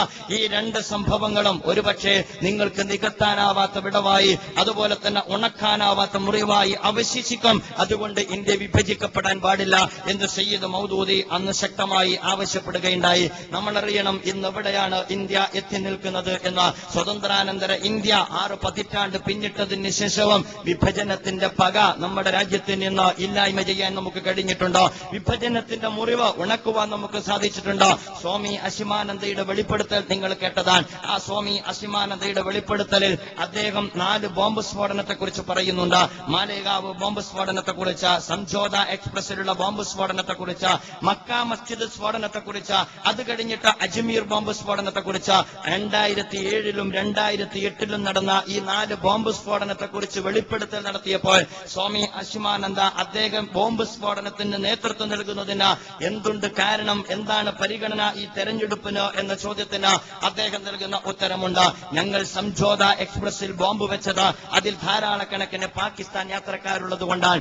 ഞങ്ങൾ മക്ക മസ്ജിദിൽ ഞങ്ങൾ അജ്മീറിൽ ബോംബ് വെച്ചത് അജ്മീറിൽ ധാരാളം ഹിന്ദു തീർത്ഥാടകർ ഉണ്ട്, അതുകൊണ്ട് അത് തടയിടുന്നതിന് വേണ്ടിയാണ്. ഞങ്ങൾ അതുപോലെ തന്നെ മാലേഗാവിൽ ബോംബ് വെച്ചത് മാലേഗാവിൽ 80% മുസ്ലിങ്ങളാണ് എന്നുള്ളത് കൊണ്ടാണ്. 4ാമത് അദ്ദേഹം പറഞ്ഞു, മക്ക മസ്ജിദിൽ ഞങ്ങൾ ബോംബ് വെച്ചത് ഇന്ത്യ വിഭജിക്കുന്ന കാലഘട്ടത്തിൽ ഇന്ത്യയോടൊപ്പം നിൽക്കാതെ പാകിസ്ഥാന്റെ കൂടെ പോകുവാൻ അന്ന് ഹൈദരാബാദിന്റെ ഭരണാധികാരി സന്നദ്ധമായതുകൊണ്ട് അതിലുള്ള പക കൊണ്ടാണ് ഞങ്ങൾ മക്ക മസ്ജിദിൽ ബോംബ് വെച്ചത് എന്ന് സ്വാമി അശിമാനന്ദ വെളിപ്പെടുത്തുന്നുണ്ട്. നിങ്ങൾ ആലോചിച്ചു നോക്കുക, 6 പതിറ്റാണ്ടിന് ശേഷവും തീരാത്ത പക വിഭജനത്തെക്കുറിച്ച് ഇന്നും നിലനിൽക്കുന്നു എന്ന് മാത്രമല്ല, അതിന്റെ മുറിവ്, ഭീകരമായ മുറിവ് ഇന്ന് മുസ്ലിം സമുദായം ഏറ്റുവാങ്ങിക്കൊണ്ടിരിക്കുകയാണ്. ഞാൻ ഇന്ന് ഈ വേദിയിലേക്ക് കയറുന്നതിന് തൊട്ടു മുമ്പ് എനിക്ക് പാകിസ്ഥാനിൽ നിന്ന് നമുക്ക് വാർത്തകളിൽ നിന്ന് കിട്ടിയ വാർത്ത എന്താണ്? അതെന്താണെന്ന് ചോദിച്ചാൽ, അവിടെയുള്ള ന്യൂനപക്ഷ മന്ത്രിസഭക്കകത്തുള്ള ഏക ക്രിസ്ത്യൻ മന്ത്രി വെടിയേറ്റു മരിച്ചിരിക്കുന്നു. അഥവാ ഇനിയും തീരാത്ത, ഇനിയും നികത്താനാവാത്ത വിടവായി, അതുപോലെ തന്നെ ഉണക്കാനാവാത്ത മുറിവായി ഈ പ്രശ്നം ഇപ്പോഴും അവശേഷിച്ചു കൊണ്ടിരിക്കുന്നു. ഇതിനെക്കുറിച്ചാണ് സയ്യിദ് മൗദൂദി സാഹിബ് അതിശക്തമായി പറഞ്ഞത്, ഇന്ത്യ വിഭജിക്കപ്പെടാൻ പാടില്ല. എന്റെ സുഹൃത്തുക്കൾ അറിയണം, ഇങ്ങനെ ഇന്ത്യ വിഭജിക്കരുത് എന്ന് പറയുന്ന സയ്യിദ് മൗദൂദിയോട് ചോദിക്കുന്നു, മൗദൂദി സ്വാതന്ത്ര്യ സമരത്തിൽ പങ്കെടുത്തിട്ടുണ്ട്, മൗദൂദി രാജ്യത്തിന്റെ സ്വാതന്ത്ര്യത്തിനെതിരല്ലേ? ഞാൻ ഇതിന്റെ ഉള്ളറകളിലേക്ക് കടക്കാൻ ആഗ്രഹിക്കുന്നില്ല. അത്തരം ചികഞ്ഞന്വേഷിച്ചുകൊണ്ട് അത് തെരുവിൽ അലക്കുവാൻ എനിക്കിപ്പോൾ താല്പര്യമില്ലാത്തത് കൊണ്ടുകൂടിയാണ്. പക്ഷേ ഒരു കാര്യം എന്റെ സുഹൃത്തുക്കൾ അറിയേണ്ടതുണ്ട്, വിഭജനത്തിന് മുമ്പ് ഈ പറയപ്പെട്ട കക്ഷികൾ അവരുടെ സാഹിത്യങ്ങളിൽ ആഞ്ഞടിച്ചത് ആർക്കെതിരായിരുന്നു എന്ന് ചോദിച്ചാൽ അന്ന് ദേശീയ സമരത്തിന് നേതൃത്വം കൊടുത്ത ഇന്ത്യൻ നാഷണൽ കോൺഗ്രസിനെതിരായിരുന്നു എന്ന് നിങ്ങൾക്ക് കാണാൻ കഴിയും. മാത്രമല്ല, ഗാന്ധിജി അന്ന് ഇന്ത്യയുടെ സ്വാതന്ത്ര്യ സമരവുമായി ബന്ധപ്പെട്ട് സയ്യിദ് മൗദൂദി പറയുന്നുണ്ട്, അടിമത്തം ഒരാൾക്കും അംഗീകരിക്കാൻ കഴിയാത്ത കാര്യമാണ്. അതുകൊണ്ട് രാജ്യത്തിന്റെ സ്വാതന്ത്ര്യത്തിന് വേണ്ടിയുള്ള പോരാട്ടം ഫർദ് ഐൻ എന്ന് വിശേഷിപ്പിക്കുന്ന പരാമർശം അദ്ദേഹത്തിന്റെ ഏറ്റവും പ്രമാദമായ പുസ്തകത്തിനകത്ത് തന്നെ നമുക്ക് വായിച്ചെടുക്കാൻ കഴിയുന്ന കാര്യമാണ്. ആ സയ്യിദ് മൗദൂദിയോട് ചോദിക്കുന്നു, അന്നത്തെ ദേശീയ സമരത്തിന് നേതൃത്വം കൊടുക്കുന്ന ഇന്ത്യൻ നാഷണൽ കോൺഗ്രസിനെതിരെ സ്വന്തം അനുയായികളെ അണിനിരത്തിയ പ്രസ്ഥാനവും അതിന്റെ കൂടെ അണിനിരന്ന ആളുകളും സയ്യിദ് മൗദൂദി സ്വാതന്ത്ര്യത്തിലെടുത്ത നിലപാട് എന്ത് എന്ന ഇന്ത്യൻ വിഭജനവുമായി ബന്ധപ്പെട്ട് റഫീഖ് സക്കരിയ എന്ന് പറയുന്ന ഇന്ത്യൻ നാഷണൽ കോൺഗ്രസിന്റെ ഡെപ്യൂട്ടി ലീഡറായിരുന്ന റഫീഖ് സക്കരിയ അദ്ദേഹത്തിന്റെ പുസ്തകത്തിൽ വിഭജനത്തെക്കുറിച്ച് അനുസ്മരിക്കുന്നുണ്ട്.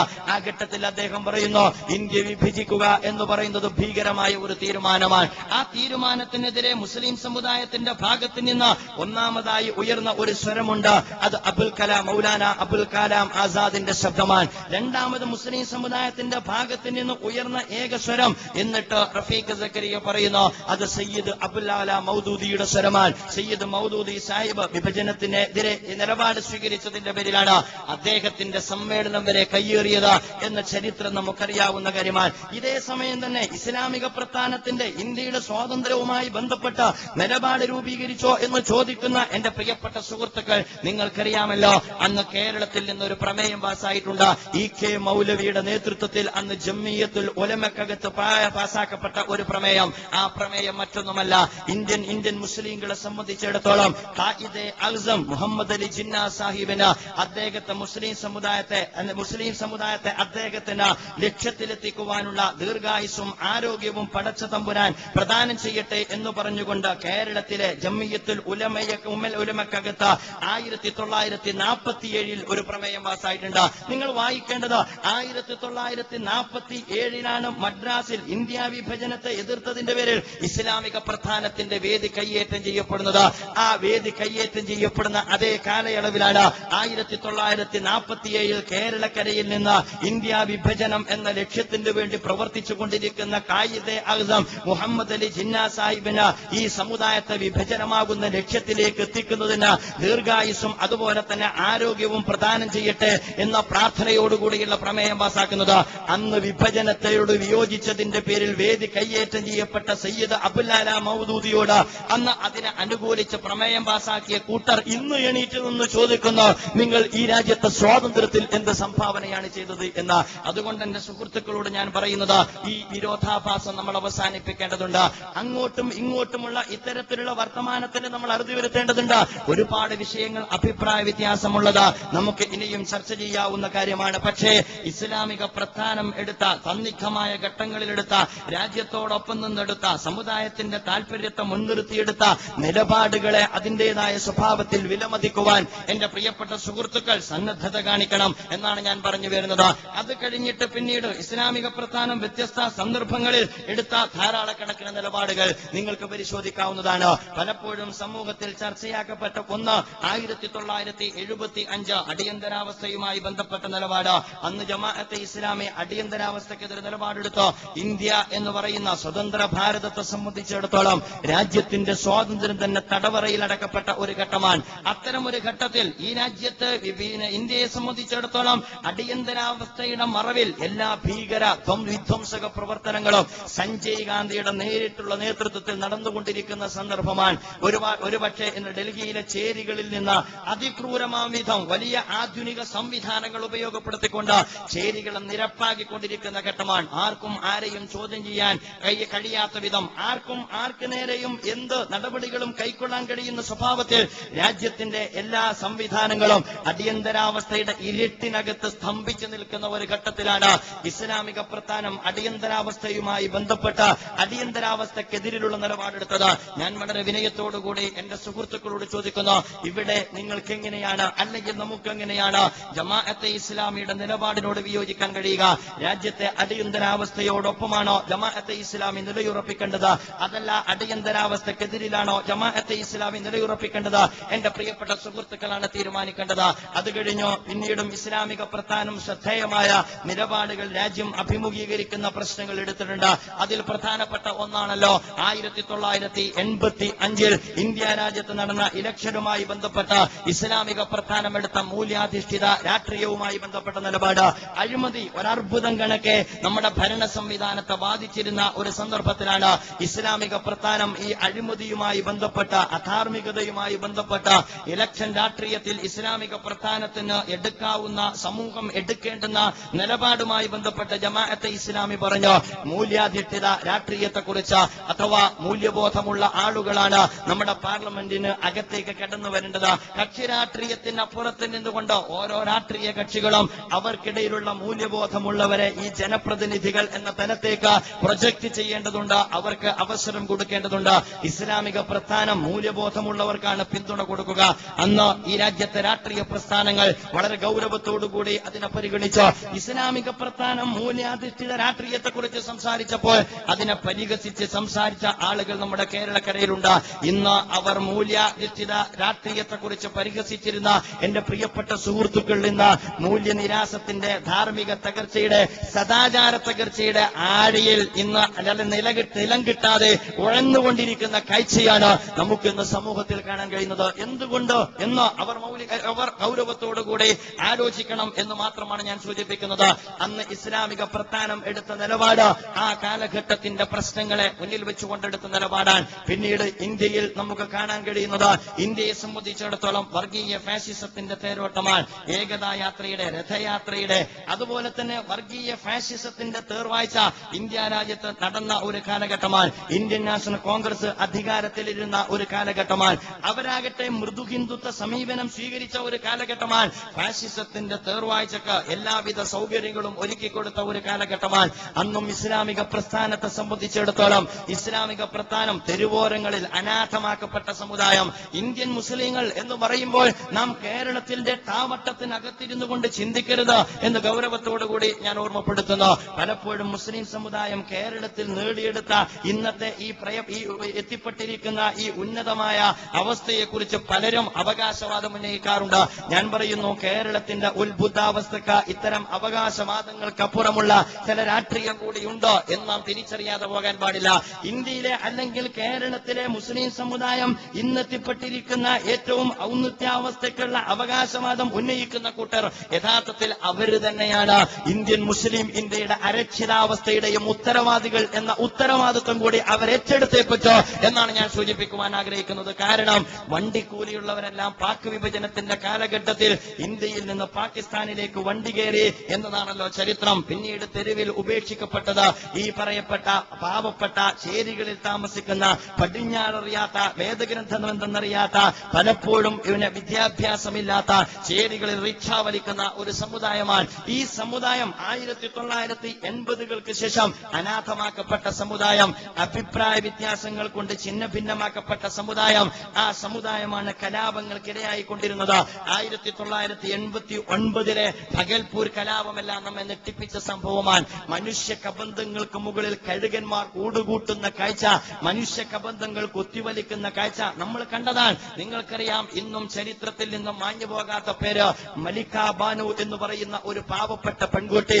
അഥവാ കലാപകാരികളിൽ നിന്ന് രക്ഷപ്പെടുത്താനെന്ന വ്യാജേനെ അവിടെ നിന്ന് രക്ഷപ്പെടുത്തിയെടുത്തിയ നൂറുകണക്കിന് ആളുകളെ ഒന്നിച്ചു ഒരു ഹാളിനകത്ത് തമ്പടിപ്പിച്ചിട്ട് എന്നിട്ട് പോലീസ് ഉദ്യോഗസ്ഥന്മാർ അതിന് കാവലിരുന്നിട്ട് നേരം വെളുത്തപ്പോൾ അവിടെ ചെന്ന സന്ദർഭത്തിൽ കാണാൻ കഴിഞ്ഞ കാഴ്ച, ആരെയാണോ ആ പറയപ്പെട്ട ഹാളിനകത്ത് താമസിപ്പിച്ചത് അവരെയൊന്നും ഹാളിനകത്ത് കാണുന്നില്ലെന്ന് മാത്രമല്ല, അതിന്റെ തൊട്ടുമുമ്പിലുള്ള കുളത്തിനകത്ത് ചോര കലർന്നിരിക്കെ മനുഷ്യകബന്ധങ്ങൾ കുന്നുകൂടിയ കാഴ്ച നമ്മളെല്ലാവരും മീഡിയകളിൽ വായിച്ചതാണ്. അതിനകത്ത് നിന്നാണ് കൈകാലികൾ ഛേദിക്കപ്പെട്ട മലിക ബാനു എന്ന് പറയുന്ന ഒരു പെൺകുട്ടിയുടെ നിലവിളി അന്ന് മാധ്യമം ഈ കേരളത്തിലുള്ള ജനങ്ങൾക്ക് എത്തിച്ചു കൊടുത്തത്.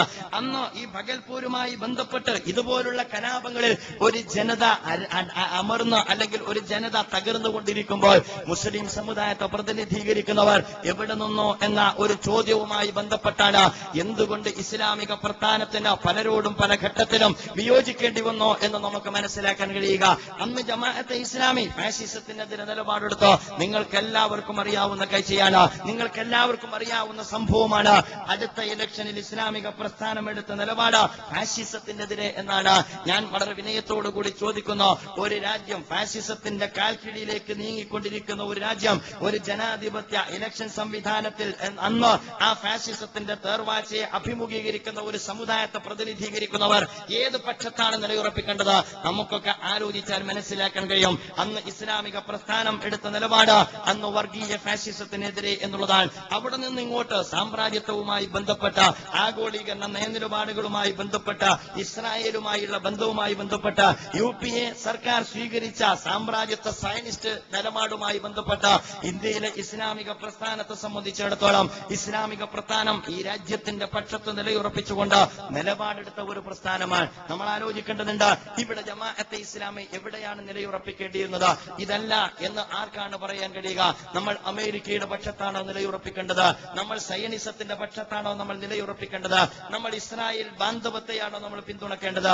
അപ്പോൾ ഇലക്ഷന്റെ ഘട്ടങ്ങളിലെല്ലാം ഏതെങ്കിലും ഒരു രാഷ്ട്രീയ പാർട്ടിയോട് ഏതെങ്കിലും അർത്ഥത്തിലുള്ള ആഭിമുഖ്യം പുലർത്തുന്നതിന് പകരം അതാത് കാലഘട്ടത്തിൽ രാജ്യം അഭിമുഖീകരിക്കുന്ന പ്രശ്നങ്ങൾ മുന്നിൽ വെച്ചുകൊണ്ടാണ് ജമാഅത്തെ ഇസ്ലാമി അതിന്റെ നിലപാട് സ്വീകരിച്ചത് എന്ന് എന്റെ പ്രിയപ്പെട്ട സുഹൃത്തുക്കൾ മനസ്സിലാക്കേണ്ടതുണ്ട്. നിങ്ങൾ ആലോചിച്ചു നോക്ക്, ഇസ്ലാമിക പ്രസ്ഥാനത്തിന് നേരെ പലപ്പോഴും പല വേദികളിൽ നിന്നും ഉയർന്നു വന്നുകൊണ്ടിരിക്കുന്ന ആരോപണങ്ങളിൽ വളരെ പ്രധാനപ്പെട്ട ഒന്ന്, നിങ്ങൾ ജനാധിപത്യ വിരുദ്ധരാൻ, രണ്ടാമത്തത് നിങ്ങൾ മതേതര വിരുദ്ധരാൻ, അതുപോലെ തന്നെ നിങ്ങൾ ദേശീയതക്കെതിരാൻ. പലപ്പോഴും അതിന് അവർ അവലംബിക്കാറുള്ള ഗ്രന്ഥം തന്നെ മുഴുവനായിട്ടൊരു ജനത വായിച്ചിരുന്നുവെങ്കിൽ ഇസ്ലാമിക പ്രസ്ഥാനത്തെക്കുറിച്ചുള്ള സംശയത്തിന്റെ നിവാരണം നടത്താമായിരുന്നു. ഇസ്ലാമിക പ്രസ്ഥാനം മതേതരത്വത്തെക്കുറിച്ചും ജനാധിപത്യത്തെക്കുറിച്ചും ദേശീയതയെക്കുറിച്ചും ഒരു കൊച്ചു പുസ്തകം പുറത്തിറക്കിയിട്ടുണ്ട്. നിങ്ങളൊരു കാര്യം മനസ്സിലാക്കേണ്ടത്, ഇന്ത്യൻ ജമാഅത്തെ ഇസ്ലാമിയെ കുറിച്ച് വിമർശിക്കുന്ന വിമർശകർ ഉന്നയിക്കുന്ന ആരോപണങ്ങളുമായി ബന്ധപ്പെട്ട പുസ്തകങ്ങളൊക്കെ ഇന്നും IPHന്റെ അതിന്റെ ഏത് ഷോപ്പിൽ നിന്നാണോ നിങ്ങൾക്ക് വില കൊടുത്ത് വാങ്ങാൻ കഴിയുന്ന സാധനമാണ്. പലപ്പോഴും വൈകൃതങ്ങളെയാണ് ആളുകൾക്കിടയിൽ പ്രചരിപ്പിക്കാറുള്ളത്. മതേതരത്വവുമായി ബന്ധപ്പെട്ട് ജമാഅത്തെ ഇസ്ലാമിക്ക് നിലപാടുണ്ട്, ജനാധിപത്യവുമായി ബന്ധപ്പെട്ട് ജമാഅത്തെ ഇസ്ലാമിക്ക് നിലപാടുണ്ട്. ജമാഅത്തെ ഇസ്ലാമിക്ക് മാത്രമല്ല, മൗലികതയുള്ള അടിത്തറയുള്ള അടിസ്ഥാനമുള്ള ഏതൊരു ഇസ്ലാമിക പ്രസ്ഥാനത്തിന്റെ നിലപാട് നിലപാടുണ്ട്, ഏതൊരു ഭൗതിക പ്രസ്ഥാനത്തിന് നിലപാടുണ്ട്. ഉള്ളില്ലാത്ത, അതുപോലെ തന്നെ അകക്കാമ്പില്ലാത്ത ആൾക്കൂട്ടത്തിന് ഒരുപക്ഷെ മതേതരത്വത്തോട് നിലപാടെടുക്കേണ്ടതായി വന്നിട്ടുണ്ട് എന്ന് വരില്ല. അതുപോലെ തന്നെ ജനാധിപത്യത്തോട് നിലപാടെടുക്കേണ്ടി വന്നെന്ന് വരില്ല. പക്ഷേ ഒരാദർശ പ്രസ്ഥാനത്തിന് ജനാധിപത്യത്തെ അഭിമുഖീകരിക്കേണ്ടതായി വരും. ഇസ്ലാമിക പ്രസ്ഥാനത്തിന്റെ നിലപാട് വ്യക്തമാക്കേണ്ടതായിട്ട് വരും. അതുകൊണ്ടാണ് ഡെമോക്രസിയെ കുറിച്ച് സയ്യിദ് മൗദൂദി അതിന്റെ മൗലിക ദൗർബല്യങ്ങളെ കുറിച്ച് പറഞ്ഞത്. ഭൂരിപക്ഷത്തിന്റെ ഹിതത്തിന് തീരുമാനാധികാരം കൊടുക്കുന്ന ജനാധിപത്യത്തിന്റെ മൗലികമായ ദൗർബല്യത്തെ സയ്യിദ് മൗദൂദി വളരെ വ്യക്തമായി വിശദീകരിക്കുകയുണ്ടായി. ഇന്ന് ആരാണ് അത് അംഗീകരിക്കാത്തത്? അഥവാ സയ്യിദ് മൗദൂദി അവിടെ അവതരിപ്പിച്ചത് തിയോക്രസിയല്ല, അതോടൊപ്പം തന്നെ പാശ്ചാത്യന്റെ ഡെമോക്രസിയുമല്ല. തിയോക്രസിക്കും ഡെമോക്രസിക്കും ഇടയിൽ സയ്യിദ് മൗദൂദി ഒരു തിയോ ഡെമോക്രസിയെ കുറിച്ച് അന്ന് സയ്യിദ് മൗദൂദി സംസാരിക്കുകയുണ്ടായി. 75 ആളുകൾ പിന്തുണച്ചാൽ മദ്യം നടപ്പാക്കപ്പെടുന്ന, 85 ആളുകൾ തീരുമാനിച്ചാൽ ഈ രാജ്യത്ത് വേശ്യാവൃത്തി അനുവദനീയമാക്കപ്പെടുന്ന, ഈ രാജ്യത്തിന്റെ നിയമനിർമ്മാണവുമായി ബന്ധപ്പെട്ട് ഏറ്റവും കൂടുതൽ ആളുകൾ കൈപൊക്കിയാൽ അത് തീരുമാനമായി മാറുന്ന ഈ ജനാധിപത്യത്തിന്റെ മൗലികമായ ദൗർബല്യത്തെയാണ് അന്ന് സയ്യിദ് മൗദൂദി ചൂണ്ടിക്കാണിച്ചത്. അതുകൊണ്ട് സയ്യിദ് മൗദൂദി കൃത്യമായി പറഞ്ഞു, യഥാർത്ഥത്തിൽ ഡെമോക്രസിയെ നിർണയിക്കുന്ന, നിയന്ത്രിക്കുന്ന ഒരു വാല്യൂ സിസ്റ്റം വേണ്ടതുണ്ട്.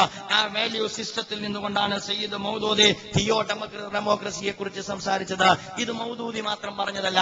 എന്താണ് ഇവിടെയുള്ള കമ്മ്യൂണിസ്റ്റുകൾ പറയാറുള്ളത്? പലപ്പോഴും എന്റെ പ്രിയപ്പെട്ട ഇടതുപക്ഷ സുഹൃത്തുക്കളുടെ വേദികളിൽ നിന്ന് ജമാഅത്തെ ഇസ്ലാമി എന്താ ജനാധിപത്യം അംഗീകരിച്ചോ എന്ന് ചോദിക്കാറുണ്ട്. നിങ്ങളെന്ന് ജനാധിപത്യം അംഗീകരിച്ചത്? അഥവാ നിങ്ങൾ എന്നാണ് നിങ്ങൾക്ക് കാഴ്ചപ്പാടില്ലതുള്ളത്?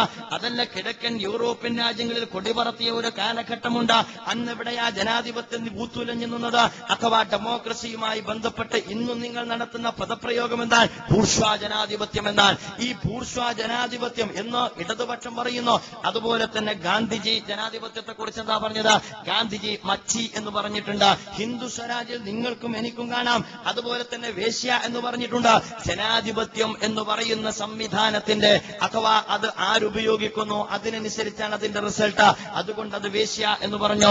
അതുപോലെ തന്നെ പ്രത്യേകിച്ചൊരു പ്രത്യുൽപ്പന്നമതിത്വമില്ലാത്ത ഒന്നാണ്. അതുകൊണ്ട് അതിനെക്കുറിച്ച് അന്ന് ഗാന്ധിജി പറഞ്ഞത് അത് മച്ചി എന്നാണ്. ഞാൻ പറഞ്ഞു വരുന്നത്, മൗലികതയുള്ള ഒരു വിഭാഗത്തെ സംബന്ധിച്ചിടത്തോളം ഒരു സംവിധാനത്തെ നിരൂപണം ചെയ്യാം. ആ നിരൂപണം ചെയ്യാനുള്ള സ്വാതന്ത്ര്യവും ജനാധിപത്യം നമുക്ക് അനുവദിക്കുന്നുണ്ട് എന്നെന്റെ പ്രിയപ്പെട്ട സുഹൃത്തുക്കൾ മനസ്സിലാക്കണം. അതുകൊണ്ട് ജമാഅത്തെ ഇസ്ലാമി ജനാധിപത്യത്തെ കുറിച്ച് പറഞ്ഞു.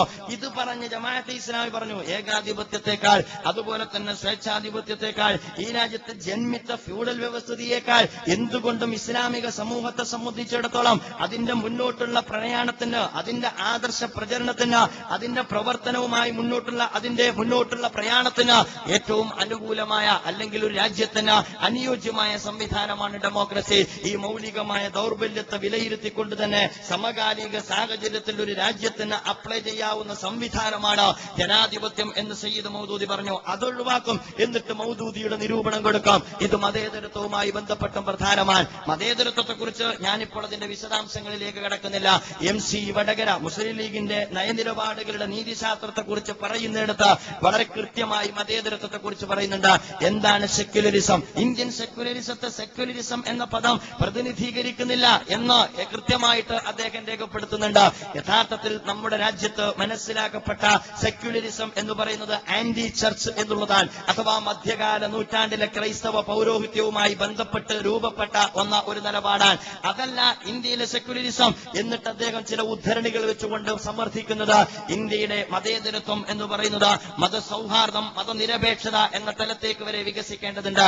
ഞാൻ പറയുന്നത് ഇസ്ലാമിക പ്രസ്ഥാനം ഇന്ത്യയിലെ മതേതരത്വവുമായി ബന്ധപ്പെട്ടെടുത്ത നിലപാട്, പാശ്ചാത്യൻ സെക്യുലറിസവുമായി ബന്ധപ്പെട്ടെടുത്ത നിലപാട്, ഇതിനെ രണ്ടിനെയും പലപ്പോഴും കൂട്ടിക്കുഴച്ചുകൊണ്ടാണ് ഇസ്ലാമിക പ്രസ്ഥാനത്തെ അറ്റാക്ക് ചെയ്യാറുള്ളത്.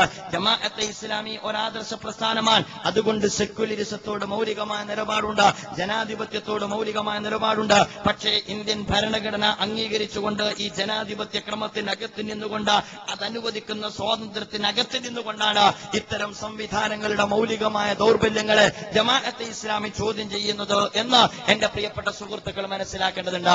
അപ്പോൾ ഇസ്ലാമിക പ്രസ്ഥാനം ഏറ്റവും അവസാനം സാമ്രാജ്യത്വവുമായി ബന്ധപ്പെട്ടും സയനിസവുമായി ബന്ധപ്പെട്ടുമൊക്കെ എടുത്ത നിലപാട് വെച്ച് എന്റെ പ്രിയപ്പെട്ട സുഹൃത്തുക്കൾ ആലോചിക്കേണ്ടതുണ്ട്. എവിടെയാണ് ഇസ്ലാമിക പ്രസ്ഥാനം മറിച്ചൊരു നിലപാടെടുക്കേണ്ടിയിരുന്നത് എന്ന മുസ്ലിം ലീഗുമായി ബന്ധപ്പെട്ട കാര്യവും ഞാൻ പരാമർശിക്കുവാൻ ബാധ്യസ്ഥനാണ്. ഇന്ത്യൻ യൂണിയൻ മുസ്ലിം ലീഗുമായി ഇന്ത്യയിലെ ഇസ്ലാമിക പ്രസ്ഥാനത്തിന് സംഘട്ടനത്തിന്റെ അതുപോലെ തന്നെ സംഘർഷത്തിന്റെ ദിനരാത്രങ്ങളെ ഉണ്ടാകാവൂ എന്ന് ജമാഅത്തെ ഇസ്ലാമി എവിടെയും തീരുമാനിച്ചിട്ടില്ല. പക്ഷേ ഒരു കാര്യം ഞാൻ നിന്റെ പ്രിയപ്പെട്ട സുഹൃത്തുക്കൾ അറിയേണ്ടതുണ്ട്. പലപ്പോഴും മുസ്ലിം ലീഗിനെ സംബന്ധിച്ചിടത്തോളം മതസംഘടനകളോട് നിലപാടുണ്ട്. ആ മതസംഘടനകളോടുള്ള നിലപാട് എന്താണെന്ന് ചോദിച്ചാൽ, ഈ രാജ്യത്തെ മതസംഘടനകളെല്ലാം മുസ്ലിം ലീഗിന്റെ അംബർല ഓർഗനൈസേഷനാണ്. അത് KNM ആകട്ടെ, ഏത് മതസംഘടനയാകട്ടെ, അവരുടെ കുടക്കീഴിലുള്ള സംഘടനയാണ്. അതുകൊണ്ട് അവരുടെ രാഷ്ട്രീയ നിലപാട് തങ്ങളുടെ രാഷ്ട്രീയ നിലപാടാകേണ്ടതുണ്ട്. അവരെ സംബന്ധിച്ചിടത്തോളം അവരുടെ ആവശ്യങ്ങൾ ഞങ്ങൾ നിറവേറ്റി കൊടുക്കാൻ സന്നദ്ധമാണ്. അവരുടെ രാഷ്ട്രീയ നിലപാട് ലീഗിന്റെ രാഷ്ട്രീയ നിലപാടാകേണ്ടതുണ്ട്. ഇസ്ലാമിക പ്രസ്ഥാനം എക്കാലഘട്ടത്തിലും മുസ്ലിം ലീഗുമായി സംസാരിക്കുന്ന സന്ദർഭത്തിലെല്ലാം മുസ്ലിം ലീഗിന്റെ ഉത്തരവാദപ്പെട്ട നേതാക്കന്മാരോട് ജമാഅത്തെ ഇസ്ലാമി പറയാറുള്ള ഒരു കാര്യം, ഇന്ത്യൻ ജമാഅത്തെ ഇസ്ലാമി ഒരിക്കലും നിങ്ങൾ വിചാരിക്കുന്നത് പോലെ ഇതൊരു KNM അല്ല, അതല്ലെങ്കിൽ ഇതൊരു മതസംഘടനയല്ല, നിങ്ങളുടെ നിലപാട് എടുക്കാൻ ബാധ്യതയുള്ള പ്രസ്ഥാനമല്ല, നിങ്ങളുടെ അംബർല ഓർഗനൈസേഷൻ അല്ല, നിങ്ങളുടെ നിലപാടിനനുസരിച്ചല്ല ജമാഅത്തെ ഇസ്ലാമിയുടെ നിലപാട്. ജമാഅത്തെ ഇസ്ലാമിയുടെ നിലപാട് കാലവും സമൂഹവും തേടുന്നതിനനുസരിച്ച് രാജ്യത്തിന്റെ താല്പര്യത്തെ മുൻനിർത്തി അതുപോലെ തന്നെ അതിന്റെ ന്യായാന്യായങ്ങൾ പരിശോധിച്ച അതെടുക്കുന്ന നിലപാടാണ്. അതൊരു പക്ഷേ ലീഗിന് അനുഗുണമാകാം, ചിലപ്പോൾ ലീഗിന് വിരുദ്ധമാകാം. അതിന്റെ പേരിലാകരുത് നമ്മൾ തമ്മിലുള്ള സൗഹാർദ്ദം. ഇസ്ലാമിക പ്രസ്ഥാനം ലീഗുമായി സൗഹാർദ്ദത്തിലെത്തിപ്പെട്ട പല ഘട്ടങ്ങളും ഉണ്ടായിട്ടുണ്ട്. പക്ഷേ ആ ഘട്ടങ്ങളൊക്കെ എന്തിന്റെ പേരിലായിരുന്നു എന്ന് എന്റെ സഹോദരന്മാർ പരിശോധിക്കേണ്ടതാണ്. ജമാഅത്തെ ഇസ്ലാമിയും മുസ്ലിം ലീഗും എന്നും തമ്മിൽ വഴക്കിന്റെ കാലമല്ല, പലപ്പോഴും പരസ്പര സൗഹൃദത്തിന്റെ കാലമുണ്ടായിട്ടുണ്ട്. സൗഹൃദ വേദി തന്നെ ഉണ്ടായിട്ടുണ്ട്. ഒന്നിച്ച് നോമ്പ് തുറന്നിട്ടുണ്ട്, ഇറാ സെന്ററിൽ നിന്ന് തുറന്നിട്ടുണ്ട്, അത് കഴിഞ്ഞിട്ട് പൊതുമണ്ഡലത്തിൽ നിന്ന് തുറന്നിട്ടുണ്ട്. അതാർക്കും അങ്ങോട്ടും ഇങ്ങോട്ടും നിഷേധിക്കാവുന്ന കാര്യമല്ല. ഈ കഴിഞ്ഞ ഏതാനും വർഷങ്ങൾക്ക് മുമ്പ് വരെ മുസ്ലിം ലീഗുമായി ചേർന്നുകൊണ്ട് ജമാഅത്തെ ഇസ്ലാമി പാഠപുസ്തകത്തിന്റെ പ്രക്ഷോഭം നടത്തിയിട്ടുണ്ട്, ഭാഷാ അധ്യാപകരുടെ പ്രക്ഷോഭം നടത്തിയിട്ടുണ്ട്, അതുപോലെ തന്നെ വിദ്യാഭ്യാസ സ്ഥാപനങ്ങളുമായി ബന്ധപ്പെട്ട പ്രക്ഷോഭത്തിൽ പങ്കാളിയായിട്ടുണ്ട്. എന്തുകൊണ്ട് എന്ന് ചോദിച്ചാൽ, മുസ്ലിം സമൂഹവുമായി ബന്ധപ്പെട്ട പൊതു താല്പര്യത്തിൽ ഇസ്ലാമിക പ്രസ്ഥാനം മുസ്ലിം ലീഗുമായി സഹകരിക്കേണ്ടുന്ന യാതൊരു കാര്യവുമില്ല എന്ന് ജമാഅത്തെ ഇസ്ലാമി തീരുമാനിച്ചതുകൊണ്ടാണ്. എന്ന് വെച്ച് ജമാഅത്തെ ഇസ്ലാമി എന്ന് പറയുന്നത് അതിന്റെ തീരുമാനമെടുക്കേണ്ടുന്ന പുരടി, അതവസാനത്തെ തീരുമാനം അങ്ങോട്ട് വിടുന്ന മതസംഘടനകളെ പോലെയുള്ള ഒരു മതസംഘടനയല്ല ഇസ്ലാമിക പ്രസ്ഥാനം എന്ന തിരിച്ചറിവ് ഇന്ത്യൻ യൂണിയൻ മുസ്ലിം ലീഗിനും ഉണ്ടാകേണ്ടതാണ്. അത് ഉണ്ടാകാത്തിടത്തോ അതല്ലെങ്കിൽ അതുണ്ടായിട്ടും മുസ്ലിം ലീഗിനെ സംബന്ധിച്ചിടത്തോളം ജമാഅത്തെ ഇസ്ലാമി മാത്രം അങ്ങനെ വേറിട്ടൊരു നിലപാട് എടുക്കരുത് എന്നുള്ളത് കൊണ്ടോ പലപ്പോഴും ജമാഅത്തെ ഇസ്ലാമിയുടെ നിലപാട് ലീഗിന് വിരുദ്ധമായ ഘട്ടങ്ങളിലെല്ലാം സംഘടിതമായ അറ്റാക്കിംഗ് ആണ് ഇന്ത്യയിലെ ഇസ്ലാമിക പ്രസ്ഥാനത്തിന് നേരെ പലപ്പോഴും ഇന്ത്യയിലെ മുസ്ലിം ലീഗ് സ്വീകരിച്ചു പോന്നിട്ടുള്ളത്. അതിലും ഞങ്ങൾക്ക് അവരോട് വിയോജിപ്പില്ല. പക്ഷേ എന്നെ ശ്രമിച്ചുകൊണ്ടിരിക്കുന്ന എന്റെ സുഹൃത്തുക്കളോട് എനിക്ക് പറയുവാനുള്ളത്, ജമാഅത്തെ ഇസ്ലാമിയോട് മുസ്ലിം ലീഗ് വിയോജിച്ചതപ്പോഴാണ് നിങ്ങൾ പഠിക്കേണ്ടതാണ്. ജമാഅത്തെ ഇസ്ലാമിയും മുസ്ലിം ലീഗും തമ്മിൽ സൗഹൃദം പൊളിഞ്ഞതപ്പോഴാണ് നിങ്ങൾ പഠിക്കേണ്ടതാണ്. വിയോജിപ്പിന്റെ തലം രൂപപ്പെടുന്നത് പലപ്പോഴും രാജ്യത്തിന്റെ താല്പര്യം മുന്നിൽ വെച്ചുകൊണ്ട് ജമാഅത്തെ ഇസ്ലാമി നിലപാടെടുത്തപ്പോഴാ. അല്ലാത്ത ഘട്ടത്തിൽ നല്ല സൗഹൃദമാണ്, നല്ല വിളിയാണ്, അതുപോലെയുള്ള എല്ലാ സൗഹൃദ പരിപാടികളുമാണ്. പക്ഷേ ഇസ്ലാമിക പ്രസ്ഥാനം ഇസ്ലാമിന്റെയും സമുദായത്തിന്റെയും താല്പര്യം മുന്നിൽ വെച്ചുകൊണ്ട് നിലപാടെടുക്കുമ്പോൾ ലീഗിനോട് വിയോജിക്കേണ്ടി വരുന്നു. എന്റെ മുസ്ലിം ലീഗിന്റെ പ്രിയപ്പെട്ട സുഹൃത്തുക്കൾ പരിശോധിക്കേണ്ടതാണ്. ചരിത്രത്തിൽ മുസ്ലിം സമുദായം സന്നിഗ്ധ ഘട്ടങ്ങളെ അഭിമുഖീകരിച്ച സന്ദർഭങ്ങളിലെല്ലാം ദൗർഭാഗ്യവശാൽ ലീഗിന് മറുപക്ഷത്താണ് നിൽക്കേണ്ടി വന്നത്, അധികാരത്തിന്റെ പക്ഷത്താണ് നിൽക്കേണ്ടി വന്നത്, ഫ്യൂഡൽ വർഗത്തിന്റെ പക്ഷത്താണ് നിൽക്കേണ്ടി വന്നത്, സാമ്രാജ്യത്വത്തിന്റെ പക്ഷത്താണ് നിൽക്കേണ്ടി വന്നത്, വർഗീയ ഫാഷിസത്തിന്റെ പക്ഷത്താണ് നിൽക്കേണ്ടി വന്നത്. ഇത് ചരിത്രമാണ്. ഈ ചരിത്രത്തെ മുന്നിൽ വെച്ചുകൊണ്ട് വേണം എന്റെ പ്രിയപ്പെട്ട സുഹൃത്തുക്കൾ ഇന്ത്യയിലെ ഇസ്ലാമിക പ്രസ്ഥാനത്തെ കല്ലെറിയാൻ. കല്ലേറിനു യാതൊരു പ്രശ്നവുമില്ല. പക്ഷേ വിമർശനത്തിന്റെ കൂരമ്പുകളിൽ നിൽക്കുന്ന ഒരു പ്രസ്ഥാനത്തെ സംബന്ധിച്ചിടത്തോളം, ആ വിമർശനത്തെയും വിലയിരുത്തുന്ന ഒരു പ്രസ്ഥാനത്തെ സംബന്ധിച്ചിടത്തോളം ആ വിമർശനത്തിന്റെ ചരിത്ര പശ്ചാത്തലം എന്റെ പ്രിയപ്പെട്ട പ്രതിയോഗികളായ സുഹൃത്തുക്കൾ പരിശോധനയ്ക്ക് വിധേയമാക്കണം എന്ന എളിയ അഭ്യർത്ഥനയാണ് ഞാൻ നടത്താൻ ആഗ്രഹിക്കുന്നത്. നമ്മൾ മനസ്സിലാക്കേണ്ടത് 1957 അധികാരത്തിൽ വന്ന EMS മന്ത്രിസഭ, ആ മന്ത്രിസഭയെ താഴെയിറക്കുവാൻ ഇവിടെ വിമോചന സമരം നടന്നു. ജമാഅത്തെ ഇസ്ലാമിയെ സംബന്ധിച്ചിടത്തോളം അതതിന്റെ പ്രവർത്തനങ്ങൾ ചിട്ടയോടുകൂടി വളർത്തിക്കൊണ്ടുവരുന്ന ഒരു കാലഘട്ടമാണ്. അതിന്റെ രാഷ്ട്രീയ നിലപാടുകൾ വികസിപ്പിച്ചെടുക്കാത്ത ഒരു കാലഘട്ടമാണ്. ഇലക്ഷനുമായി ബന്ധപ്പെട്ട് സ്വതന്ത്രമായ നിലപാട് രൂപപ്പെടുത്താത്ത ഒരു കാലഘട്ടമാണ്. അന്ന് വിമോചന സമരത്തിൽ മുസ്ലിം ലീഗ് പങ്കെടുത്തു. അത് കഴിഞ്ഞതിന് ശേഷം വിമോചന സമരത്തിലൂടെ EMS മന്ത്രിസഭയെ താഴെയിറക്കി വിട്ടതിന് ശേഷം ഒരു മുക്കൂട്ട് മുന്നണി അധികാരത്തിൽ വന്നു.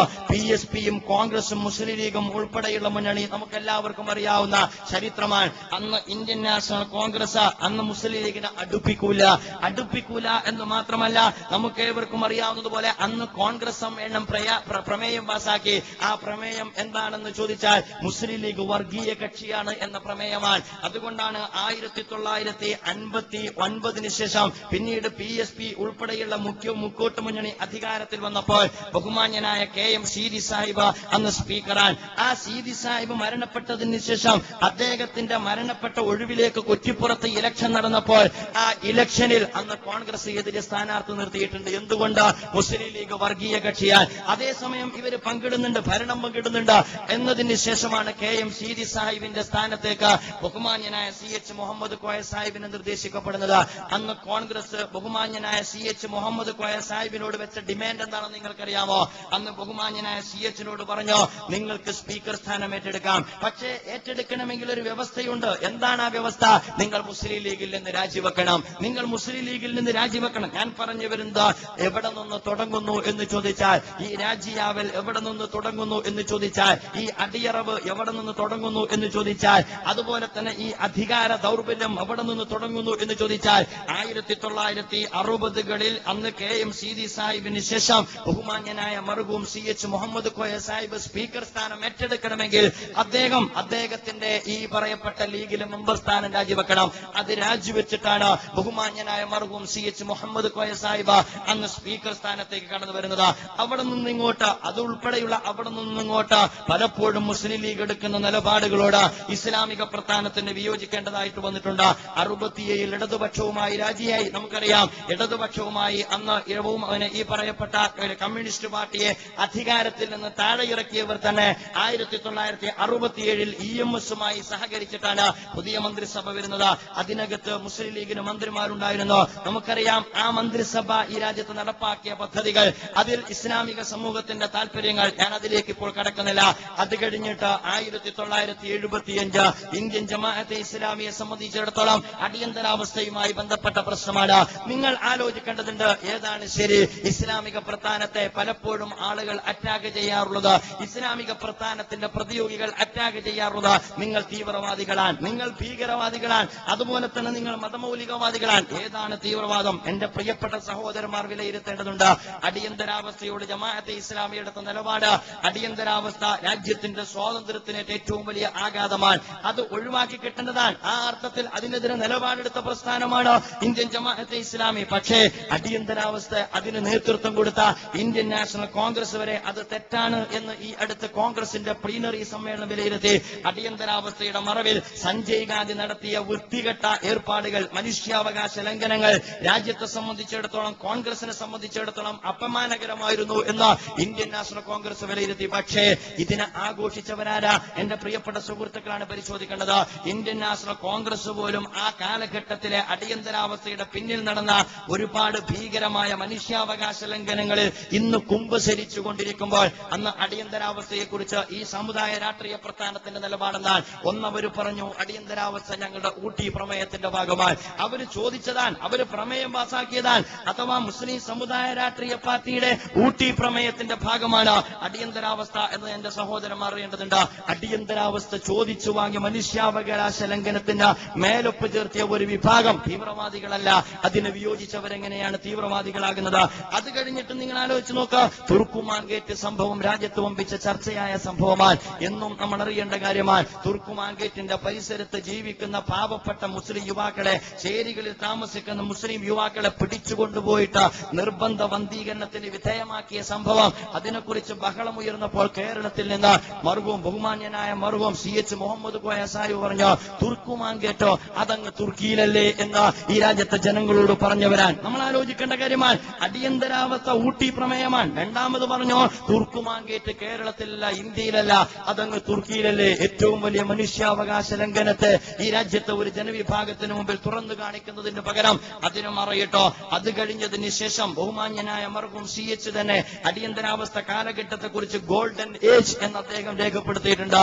അപ്പോൾ അടിയന്തരാവസ്ഥ കോൺഗ്രസിന് തെറ്റുപറ്റി എന്ന് പറയുമ്പോൾ ഇസ്ലാമിക പ്രസ്ഥാനം അതിനോട് വിയോജിച്ചപ്പോൾ അതിനോട് വിയോജിച്ച മനുഷ്യാവകാശ ലംഘനത്തെ എതിർത്ത ഒരുപാട് മുസ്ലിം ചെറുപ്പക്കാർ നിർബന്ധ വന്ധീകരണത്തിന് വിധേയമാക്കിയ ഈ സംഭവത്തോട് വിയോജിച്ച ജമാഅത്തെ ഇസ്ലാമി എന്ന് പറയുന്ന ഇസ്ലാമിക പ്രസ്ഥാനം പ്രസ്ഥാനം തീവ്രവാദ സംഘടനയും, നേരെ മറിച്ച് ആ കാലഘട്ടത്തിൽ അതിന് ഗോൾഡൻ ഏജ് എന്ന് വിശേഷിപ്പിച്ചവർ, തുർക്കുമാൻ ഗേറ്റ് എന്ന് പറയുന്നത് തുർക്കിയിലാണെന്ന് പ്രഖ്യാപിച്ചവർ മിതവാദികളുമായി മാറുന്നത് എങ്ങനെയാണ്? ഇതെന്റെ സഹോദരന്മാർ ആലോചിക്കേണ്ട കാര്യമാണ്. അവിടെ നിന്ന് നമുക്ക് ഇങ്ങോട്ട് പോരാം. മുസ്ലിം സമുദായത്തെ സംബന്ധിച്ചിടത്തോളം ജമാഅത്തെ ഇസ്ലാം എവിടെയാണ് ഭീകരമാകുന്നത്, എവിടെയാണ് തീവ്രവാദമാകുന്നത്? രാജ്യത്തെ സമുദായത്തിന്റെ താല്പര്യത്തെ പ്രതിനിധീകരിച്ചപ്പോൾ പലപ്പോഴും സമുദായ താല്പര്യത്തിന്റെ വിരുദ്ധമായി സമുദായത്തെ പ്രതിനിധീകരിക്കേണ്ട ഒരു വിഭാഗം സമുദായ താല്പര്യത്തിന്റെ വിരുദ്ധമായ നിലപാടെടുത്തപ്പോൾ അവരുടെ മുഖം മൂടി സമൂഹത്തിന് മുമ്പിൽ പിച്ചു ചീന്തിയപ്പോൾ 1989 രണ്ടാം കാര്യം 1989 മുസ്ലിം സമുദായ രാഷ്ട്രീയ പ്രസ്ഥാനത്തെ സംബന്ധിച്ചിടത്തോളം അവർ അധികാരത്തിലുണ്ടോ? ഇല്ല. അവർ ഇന്ത്യൻ നാഷണൽ കോൺഗ്രസിന്റെ കൂടെയാണ്. ദേശീയ അടിസ്ഥാനത്തിൽ തന്നെ കോൺഗ്രസ് എന്ന മൃദുഹിന്ദുത്വ സമീപനമാണ്. അതുകൊണ്ട് തന്നെ ബാബരി മസ്ജിദ് മുസ്ലിം സമുദായത്തിന്റെ ആ കാലഘട്ടത്തിൽ അഭിമാന പ്രശ്നമാണ്. 1989 ബാബരി മസ്ജിദുമായി ബന്ധപ്പെട്ട ശിലാന്യാസം നടന്നു. നിങ്ങൾക്കറിയാം, ആ ശിലാന്യാസം നടന്നത് തർക്കസ്ഥലത്തായിരുന്നു. അത് നമ്മുടെ രാജ്യത്തെ സമുദായത്തിന്റെ ജിഹ്വയിൽ കണ്ടില്ല. മാധ്യമത്തിനകത്ത് കൃത്യമായി ബാബരി മസ്ജിദുമായി ബന്ധപ്പെട്ട ശിലാന്യാസം തർക്കസ്ഥലത്ത് നടന്നു എന്ന റിപ്പോർട്ട് വന്നു. ഒന്നാമത്തെ ദിവസം, രണ്ടാമത്തെ ദിവസവും സമുദായ പത്രത്തിൽ ഇത് കണ്ടില്ല. മൂന്നാമത്തെ ദിവസമാണത് വെളിച്ചം കണ്ടത്. ആദ്യം പറഞ്ഞത് ഈ തർക്കസ്ഥലത്തല്ല ശിലാന്യാസം നടന്നത് എന്നതാണ്. എന്റെ പ്രിയപ്പെട്ട സുഹൃത്തുക്കൾ പറയേണ്ടതുണ്ട്. നൂറ്റാണ്ട് കാലത്തോളം മുസ്ലിം സമുദായം ആരാധിച്ച ബാബരി മസ്ജിദുമായി ബന്ധപ്പെട്ട് അതൊരു വലിയ തർക്കമായി രൂപപ്പെട്ട, അത് ഇന്ത്യൻ മതേതരത്വവുമായി ബന്ധപ്പെട്ട ഒരു പ്രതീകാത്മകമായ പ്രശ്നമായി പരിണമിച്ച ഒരു ഘട്ടത്തിൽ ബാബരി മസ്ജിദ് എന്ന് പറയുന്ന മതേതരത്വത്തിന്റെ പ്രതീകം തകർക്കുന്നതിന് വേണ്ടി ഈ രാജ്യത്തെ വർഗീയ ഫാസിസ്റ്റുകൾ തർക്കസ്ഥലത്ത് ശിലാന്യാസം നടത്തിയപ്പോൾ അതുമായി ബന്ധപ്പെട്ട വിവരം കൃത്യമായ സമയത്ത് ഇസ്ലാമിക പ്രസ്ഥാനം അതിന്റെ ജിഹ്വയിലൂടെ കേരളത്തിൽ അവതരിപ്പിക്കുമ്പോൾ അത് മറച്ചുവെക്കുന്നത് മിതവാദവും, അത് സമൂഹത്തോട് അത് തുറന്നു പറയുന്നത് തീവ്രവാദമാകുന്നത് എങ്ങനെയാണ്? 90 എന്ന് പറയുന്നത് 89 മുതൽ എന്ന് പറയുന്നത് രഥയാത്ര നടന്ന കാലഘട്ടമാണ്, ഏകതാ യാത്ര നടന്ന കാലഘട്ടമാണ്. ചരിത്രം നമ്മൾ മറന്നുപോകാൻ പാടില്ല. ഈ രഥയാത്രയുടെയും യാത്രയുടെയും പ്രത്യേകത, അഡ്വാനിയുടെ രഥയാത്ര നടക്കുമ്പോൾ ന്യൂനപക്ഷ സമൂഹത്തിന്റെ കബന്ധങ്ങൾ കുന്നുകൂട്ടപ്പെട്ട സാഹചര്യം ഈ ഉത്തരേന്ത്യയുടെ തെരുവോരങ്ങളിൽ ഉണ്ടായിട്ടുണ്ട്. ഇങ്ങനെ ഒരു ഭാഗത്ത് ഇവരെ കയറൂരി വിടുകയും തടയുവാൻ പലപ്പോഴും മടി കാണിക്കുകയും അതുപോലെ തന്നെ ഈ അർത്ഥത്തിൽ ഇതിനെ കേന്ദ്രീകരിച്ചുകൊണ്ടുള്ള കലാപങ്ങൾ നടക്കുകയും ചെയ്ത ഘട്ടത്തിലാണ് ഇസ്ലാമിക പ്രസ്ഥാനം വർഗീയ ഫാഷിസത്തിനെതിരെ അതിശക്തമായ നിലപാട് സ്വീകരിക്കുന്നത്. 1991 ഇലക്ഷൻ വന്നു.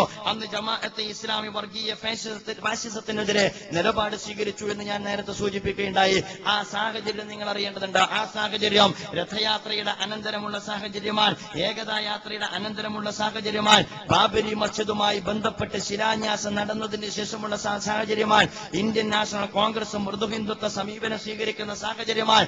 അന്ന് വർഗീയ ഫാഷിസത്തിനെതിരെ ഇസ്ലാമിക പ്രസ്ഥാനവും ഇന്ത്യയിലെ സെക്യുലർ കക്ഷികളും നിലപാട് സ്വീകരിച്ചപ്പോ അന്ന് ഇന്ത്യൻ യൂണിയൻ മുസ്ലിം ലീഗിന്റെ നിലപാടെന്തായിരുന്നു എന്ന് ചോദിച്ചാൽ പ്രഖ്യാപിതമായ കൊലീബി സഖ്യമാണ്. ഇതിൽ ഏതാണ് നിങ്ങൾ പിന്തുണക്കുക?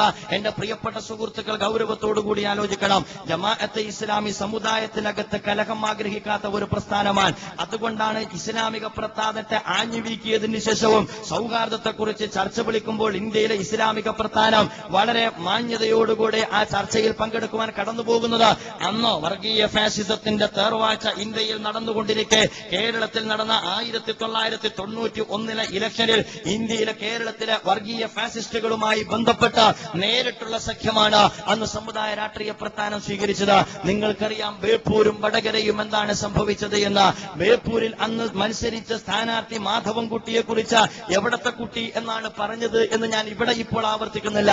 അത്രമാത്രം സ്വന്തം കുട്ടിയെപ്പോലെ മാധവൻകുട്ടിയെ അവതരിപ്പിച്ചുകൊണ്ട് പ്രചരണം നടത്തിയിട്ടാണ് അന്ന് സമുദായ രാഷ്ട്രീയ പ്രസ്ഥാനം ഇലക്ഷനെ അഭിമുഖീകരിച്ചത്.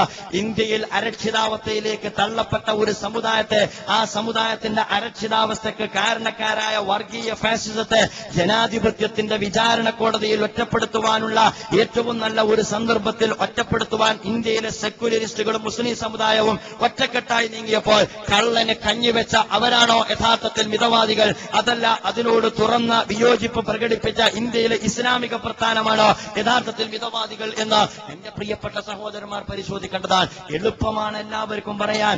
അതുപോലെ അതുപോലെ തന്നെ എടുക്കാവുന്ന ആയുധമാണ് തീവ്രവാദം. ഒരു കാര്യം ഉറപ്പാൻ, മുതലാളിത്വത്തിന്റെയും സാമ്രാജ്യത്വത്തിന്റെയും അതേ ആയുധം, അവരുടെ ആലയത്തിൽ നിന്നും അവരുടെ ചൂളയിൽ നിന്നും ചുട്ടുപഴുപ്പിക്കപ്പെട്ട അതേ ആയുധം, അതാണ് ഇന്ത്യയിലെ ഇസ്ലാമിക പ്രസ്ഥാനത്തിന് നേരെ പലപ്പോഴും മതമേഖലയിൽ നിന്നും രാഷ്ട്രീയ മേഖലയിൽ നിന്നും തുടർച്ചയായി ഉപയോഗിച്ചുകൊണ്ടിരിക്കുന്നത് എന്ന കാര്യത്തിൽ ഞങ്ങൾ അഭിമാനിക്കുകയാണ്. കാരണം ഇതിന്റെ പിന്നിൽ ഇവരല്ല, ഇവർക്ക് പിന്നിൽ ആരാണ് എന്ന് ഞങ്ങൾക്കറിവുള്ളത് കൊണ്ട് ഞങ്ങൾ അഭിമാനത്തോടുകൂടി അത് ഏറ്റുവാങ്ങാൻ സന്നദ്ധമാണ് എന്ന് ഈ സന്ദർഭത്തിൽ ഓർമ്മപ്പെടുത്തുവാൻ ഞാൻ ആഗ്രഹിക്കുകയാണ്. അത് കഴിഞ്ഞ് 91 കഴിഞ്ഞല്ലോ, 1992 നിങ്ങൾ പരിശോധിക്കണം. 1992 എന്താ സംഭവിച്ചത്? ബാബരി മസ്ജിദിന്റെ ധ്വംസനം നടന്നു. അത് കഴിഞ്ഞിട്ട് ബാബരി മസ്ജിദിന്റെ ധ്വംസനത്തെ തുടർന്ന് ഇന്ത്യൻ നാഷണൽ കോൺഗ്രസിനെ സംബന്ധിച്ചിടത്തോളം സാധാരണ നാടന്മാര് പറയുന്നത് പോലെ ഉപ്പ് വെച്ച കലം പോലെയായി, അഥവാ ആ ന്യൂനപക്ഷ സമൂഹം ഇന്ത്യയിൽ നിന്നൊന്നടങ്കം ഇന്ത്യൻ നാഷണൽ കോൺഗ്രസിൽ നിന്ന് അകന്നു പോകുന്ന ഒരു സാഹചര്യമുണ്ടായി. നിങ്ങൾക്കറിയാവുന്ന ആ കാലഘട്ടം നമുക്കറിയാം. അന്ന് ഇന്ത്യയെ സംബന്ധിച്ചിടത്തോളം ആ മുസ്ലിം ന്യൂനപക്ഷത്തിന്റെ വികാരത്തെ കേരളത്തിലെ മുസ്ലിം സമുദായത്തെ പ്രതിനിധീകരിക്കുന്ന രാഷ്ട്രീയ പ്രസ്ഥാനം എന്ന നിലക്ക് ഈ രാജ്യത്തെ മുസ്ലിം ലീഗിന് അന്ന് മുസ്ലിം സമുദായത്തിന്റെ കൂടെ നിൽക്കാൻ കഴിഞ്ഞു. അന്ന് ഞാൻ പറഞ്ഞു വരുമ്പോൾ ഇത് പറയുമ്പോൾ അന്ന് കേരളം പൊട്ടാതിരുന്നത് വേറെന്തോ ഉള്ളത് കൊണ്ടാണ് എന്ന ഒരു കുപ്രചരണം കേരളത്തിൽ നടക്കുന്നുണ്ട്. അത് കേരളത്തെ അപമാനിക്കലാണ്. കേരളത്തിന് പുറത്തെവിടെയാ പൊട്ടിയത്? അഥവാ അന്ന് പ്രതികരിക്കണം എന്ന് പറഞ്ഞ ജമാഅത്തെ ഇസ്ലാമിയോ, അന്ന് പ്രതികരിക്കണം എന്ന് പറഞ്ഞ ഇന്ത്യൻ യൂണിയൻ മുസ്ലിം ലീഗിന്റെ അഖിലേന്ത്യാ പ്രസിഡന്റായിരുന്ന ബഹുമാന്യനായ ഇബ്രാഹിം സുലൈമാൻ സേട്ട് സാഹിബോ ആരെങ്കിലും പറഞ്ഞോ നിങ്ങൾ വാളെടുക്കണമെന്ന്? ആരെങ്കിലും പറഞ്ഞോ നിങ്ങൾ ആയുധമെടുക്കണമെന്ന്? ആരെങ്കിലും പറഞ്ഞോ നിങ്ങൾ നാടൻ ബോംബുണ്ടാക്കണമെന്ന്? ആരെങ്കിലും പറഞ്ഞോ നിങ്ങൾ വീട്ടിൽ കൊണ്ടുപോയി സ്വന്തം തന്നെ പൊട്ടിക്കണമെന്ന്? അതൊന്നും അന്നാരും പറഞ്ഞിട്ടില്ലല്ലോ. യഥാർത്ഥത്തിൽ ഇസ്ലാമിക പ്രസ്ഥാനത്തെ സംബന്ധിച്ചിടത്തോളം അന്ന് പറഞ്ഞത് 4 കസേര നിങ്ങളുടെ പിന്നിലുണ്ട്, അതിലാണ് നിങ്ങൾ ഇരിക്കുന്നത്. ആ ഇരിക്കുന്ന കസേര ഈ ഫാഷിസത്തിന്റെ തേർവാഴ്ചക്ക് വഴിമരുന്നിട്ട് കൊടുത്ത മിസ്റ്റർ നരസിംഹറാവുവിന്റെ ഔദാര്യത്തിൽ നിങ്ങൾക്ക് കിട്ടിയതാണ്. അതുകൊണ്ട് ഇന്ത്യൻ മുസ്ലിം ന്യൂനപക്ഷവും സെക്യുലർ കക്ഷികളും അതിശക്തമായി ജനാധിപത്യപരമായി കോൺഗ്രസിനോട് പ്രതികരിക്കുമ്പോൾ, സുഹൃത്തുക്കളെ, നാണവും മാനവും ഉണ്ടെങ്കിൽ ഈ സമുദായത്തിന്റെ അഭിമാനകരമായ പ്രാതിനിധ്യം നിങ്ങൾ അവകാശപ്പെടുന്നുണ്ട് എങ്കിൽ നിങ്ങൾ പ്രതികരിക്കണമെന്ന് പറഞ്ഞു. അപ്പോൾ കസേര വിട്ടുകൂടെന്ന് മാത്രമല്ല അത് കെട്ടിപ്പിടിച്ചുകൂടി സ്വന്തം അഖിലേന്ത്യാ പ്രസിഡന്റിന്റെ കൂടി അതിന്റെ പേരിൽ ചവിട്ടി പുറത്താക്കി. അത്രേ ഞാനിപ്പോൾ പറയുന്നുള്ളൂ. ഇപ്പോൾ നടന്നുകൊണ്ടിരിക്കുന്ന കേൾക്കാനും പറയാനും പറ്റാത്ത വിവാദമുണ്ടല്ലോ, ആ വിവാദത്തിൽ ശരിയുണ്ടോ എനിക്കറിഞ്ഞുകൂടാ. ആ വിവാദത്തിൽ ശരിയുണ്ട് എങ്കിൽ നിങ്ങൾ ഒരു കാര്യം അറിയണം. ബഹുമാന്യനായ മഹബൂബെ മില്ലത്ത് ഇബ്രാഹിം സുലൈമാൻ സേട്ട് സാഹിബ് ഇന്ത്യൻ മുസ്ലിം ന്യൂനപക്ഷത്തിന്റെ പക്ഷത്തിൽ നിന്നുകൊണ്ട് തെരുവോരങ്ങളിലൂടെ പൊട്ടിക്കരഞ്ഞ് ആർത്തു വിളിച്ച് നടക്കുന്ന ഒരു ഘട്ടത്തിലാണ് ഈ നെറികേടുകൾ കേരളത്തിൽ അരങ്ങേറുന്നത് എന്ന് നിങ്ങൾ മനസ്സിലാക്കേണ്ടതുണ്ട്. അതുകൊണ്ട് ഉപ്പ് തിന്നുന്നവൻ വെള്ളം കുടിക്കാതിരിക്കാൻ യാതൊരു നിർവാഹവുമില്ല എന്ന് സഹതാപം രേഖപ്പെടുത്തിക്കൊണ്ട് പറയാൻ ഞാൻ ഈ സന്ദർഭം ഉപയോഗപ്പെടുത്തുകയാണ്. അത് ശരിയോ തെറ്റോ അത് ഞാൻ നിയമത്തിന് വിടുന്നു. പക്ഷേ അത് ശരിയെങ്കിൽ ആ സമയം ഈ സമയമായിരുന്നു എന്ന് എന്റെ പ്രിയപ്പെട്ട സുഹൃത്തുക്കൾ മനസ്സിലാക്കേണ്ടതുണ്ട്. മേലൊരുത്തനുണ്ട്. ഞാൻ പറയുന്നത് തട്ടുംപുറത്തല്ല കൂട്ടരെ, ഒളിക്കാമറക്കകത്തല്ല, അതിനു മുകളിൽ പടച്ച തമ്പുരാൻ ഒരുത്തനുണ്ട് എന്ന ആത്മവിശ്വാസത്തിലാണ് ഇസ്ലാമിക പ്രസ്ഥാനം അന്ന് പറഞ്ഞത്. അധികാരം വരും പോകും, അതുകൊണ്ട് അഭിമാനം വലുതാണ്. അത് മനസ്സിലായോ? മനസ്സിലായില്ല. അത് മനസ്സിലായില്ലെന്ന് മാത്രമല്ല, അത് കഴിഞ്ഞിട്ട് ഒറ്റപ്പാലത്ത് നിന്ന് ശക്തമായ തിരിച്ചടി കിട്ടി. മനസ്സിലായോ? മനസ്സിലായില്ല. ഗുരുവായൂരിൽ നിന്ന് ശക്തമായ തിരിച്ചടി കിട്ടി. മനസ്സിലായോ? മനസ്സിലായില്ല. അത് കഴിഞ്ഞിട്ട് ഇന്ത്യയിൽ മൊത്തം നടന്ന തെരഞ്ഞെടുപ്പുകളിൽ ഇന്ത്യൻ ന്യൂനപക്ഷം ഇന്ത്യൻ നാഷണൽ കോൺഗ്രസിനെ കൈയൊഴിഞ്ഞു. എന്നിട്ട് സോണിയാജി ഇന്ത്യൻ മുസ്ലിങ്ങളോട് പച്ചക്ക് മാപ്പ് പറഞ്ഞു. തെറ്റുപറ്റി, ബാബരി മസ്ജിദിന്റെ ധ്വംസനത്തിൽ നിന്ന് ഈ നിമിഷം വരെ തെറ്റുപറ്റി എന്ന് ഈ കൂട്ടർ പറഞ്ഞു. അത് പറഞ്ഞിട്ടില്ല. ഇതാണ് ഈ കൂട്ടരുടെ കഥ. അവർക്കുണ്ടോ കഥ? ഞാൻ പറഞ്ഞു വരുന്നത്.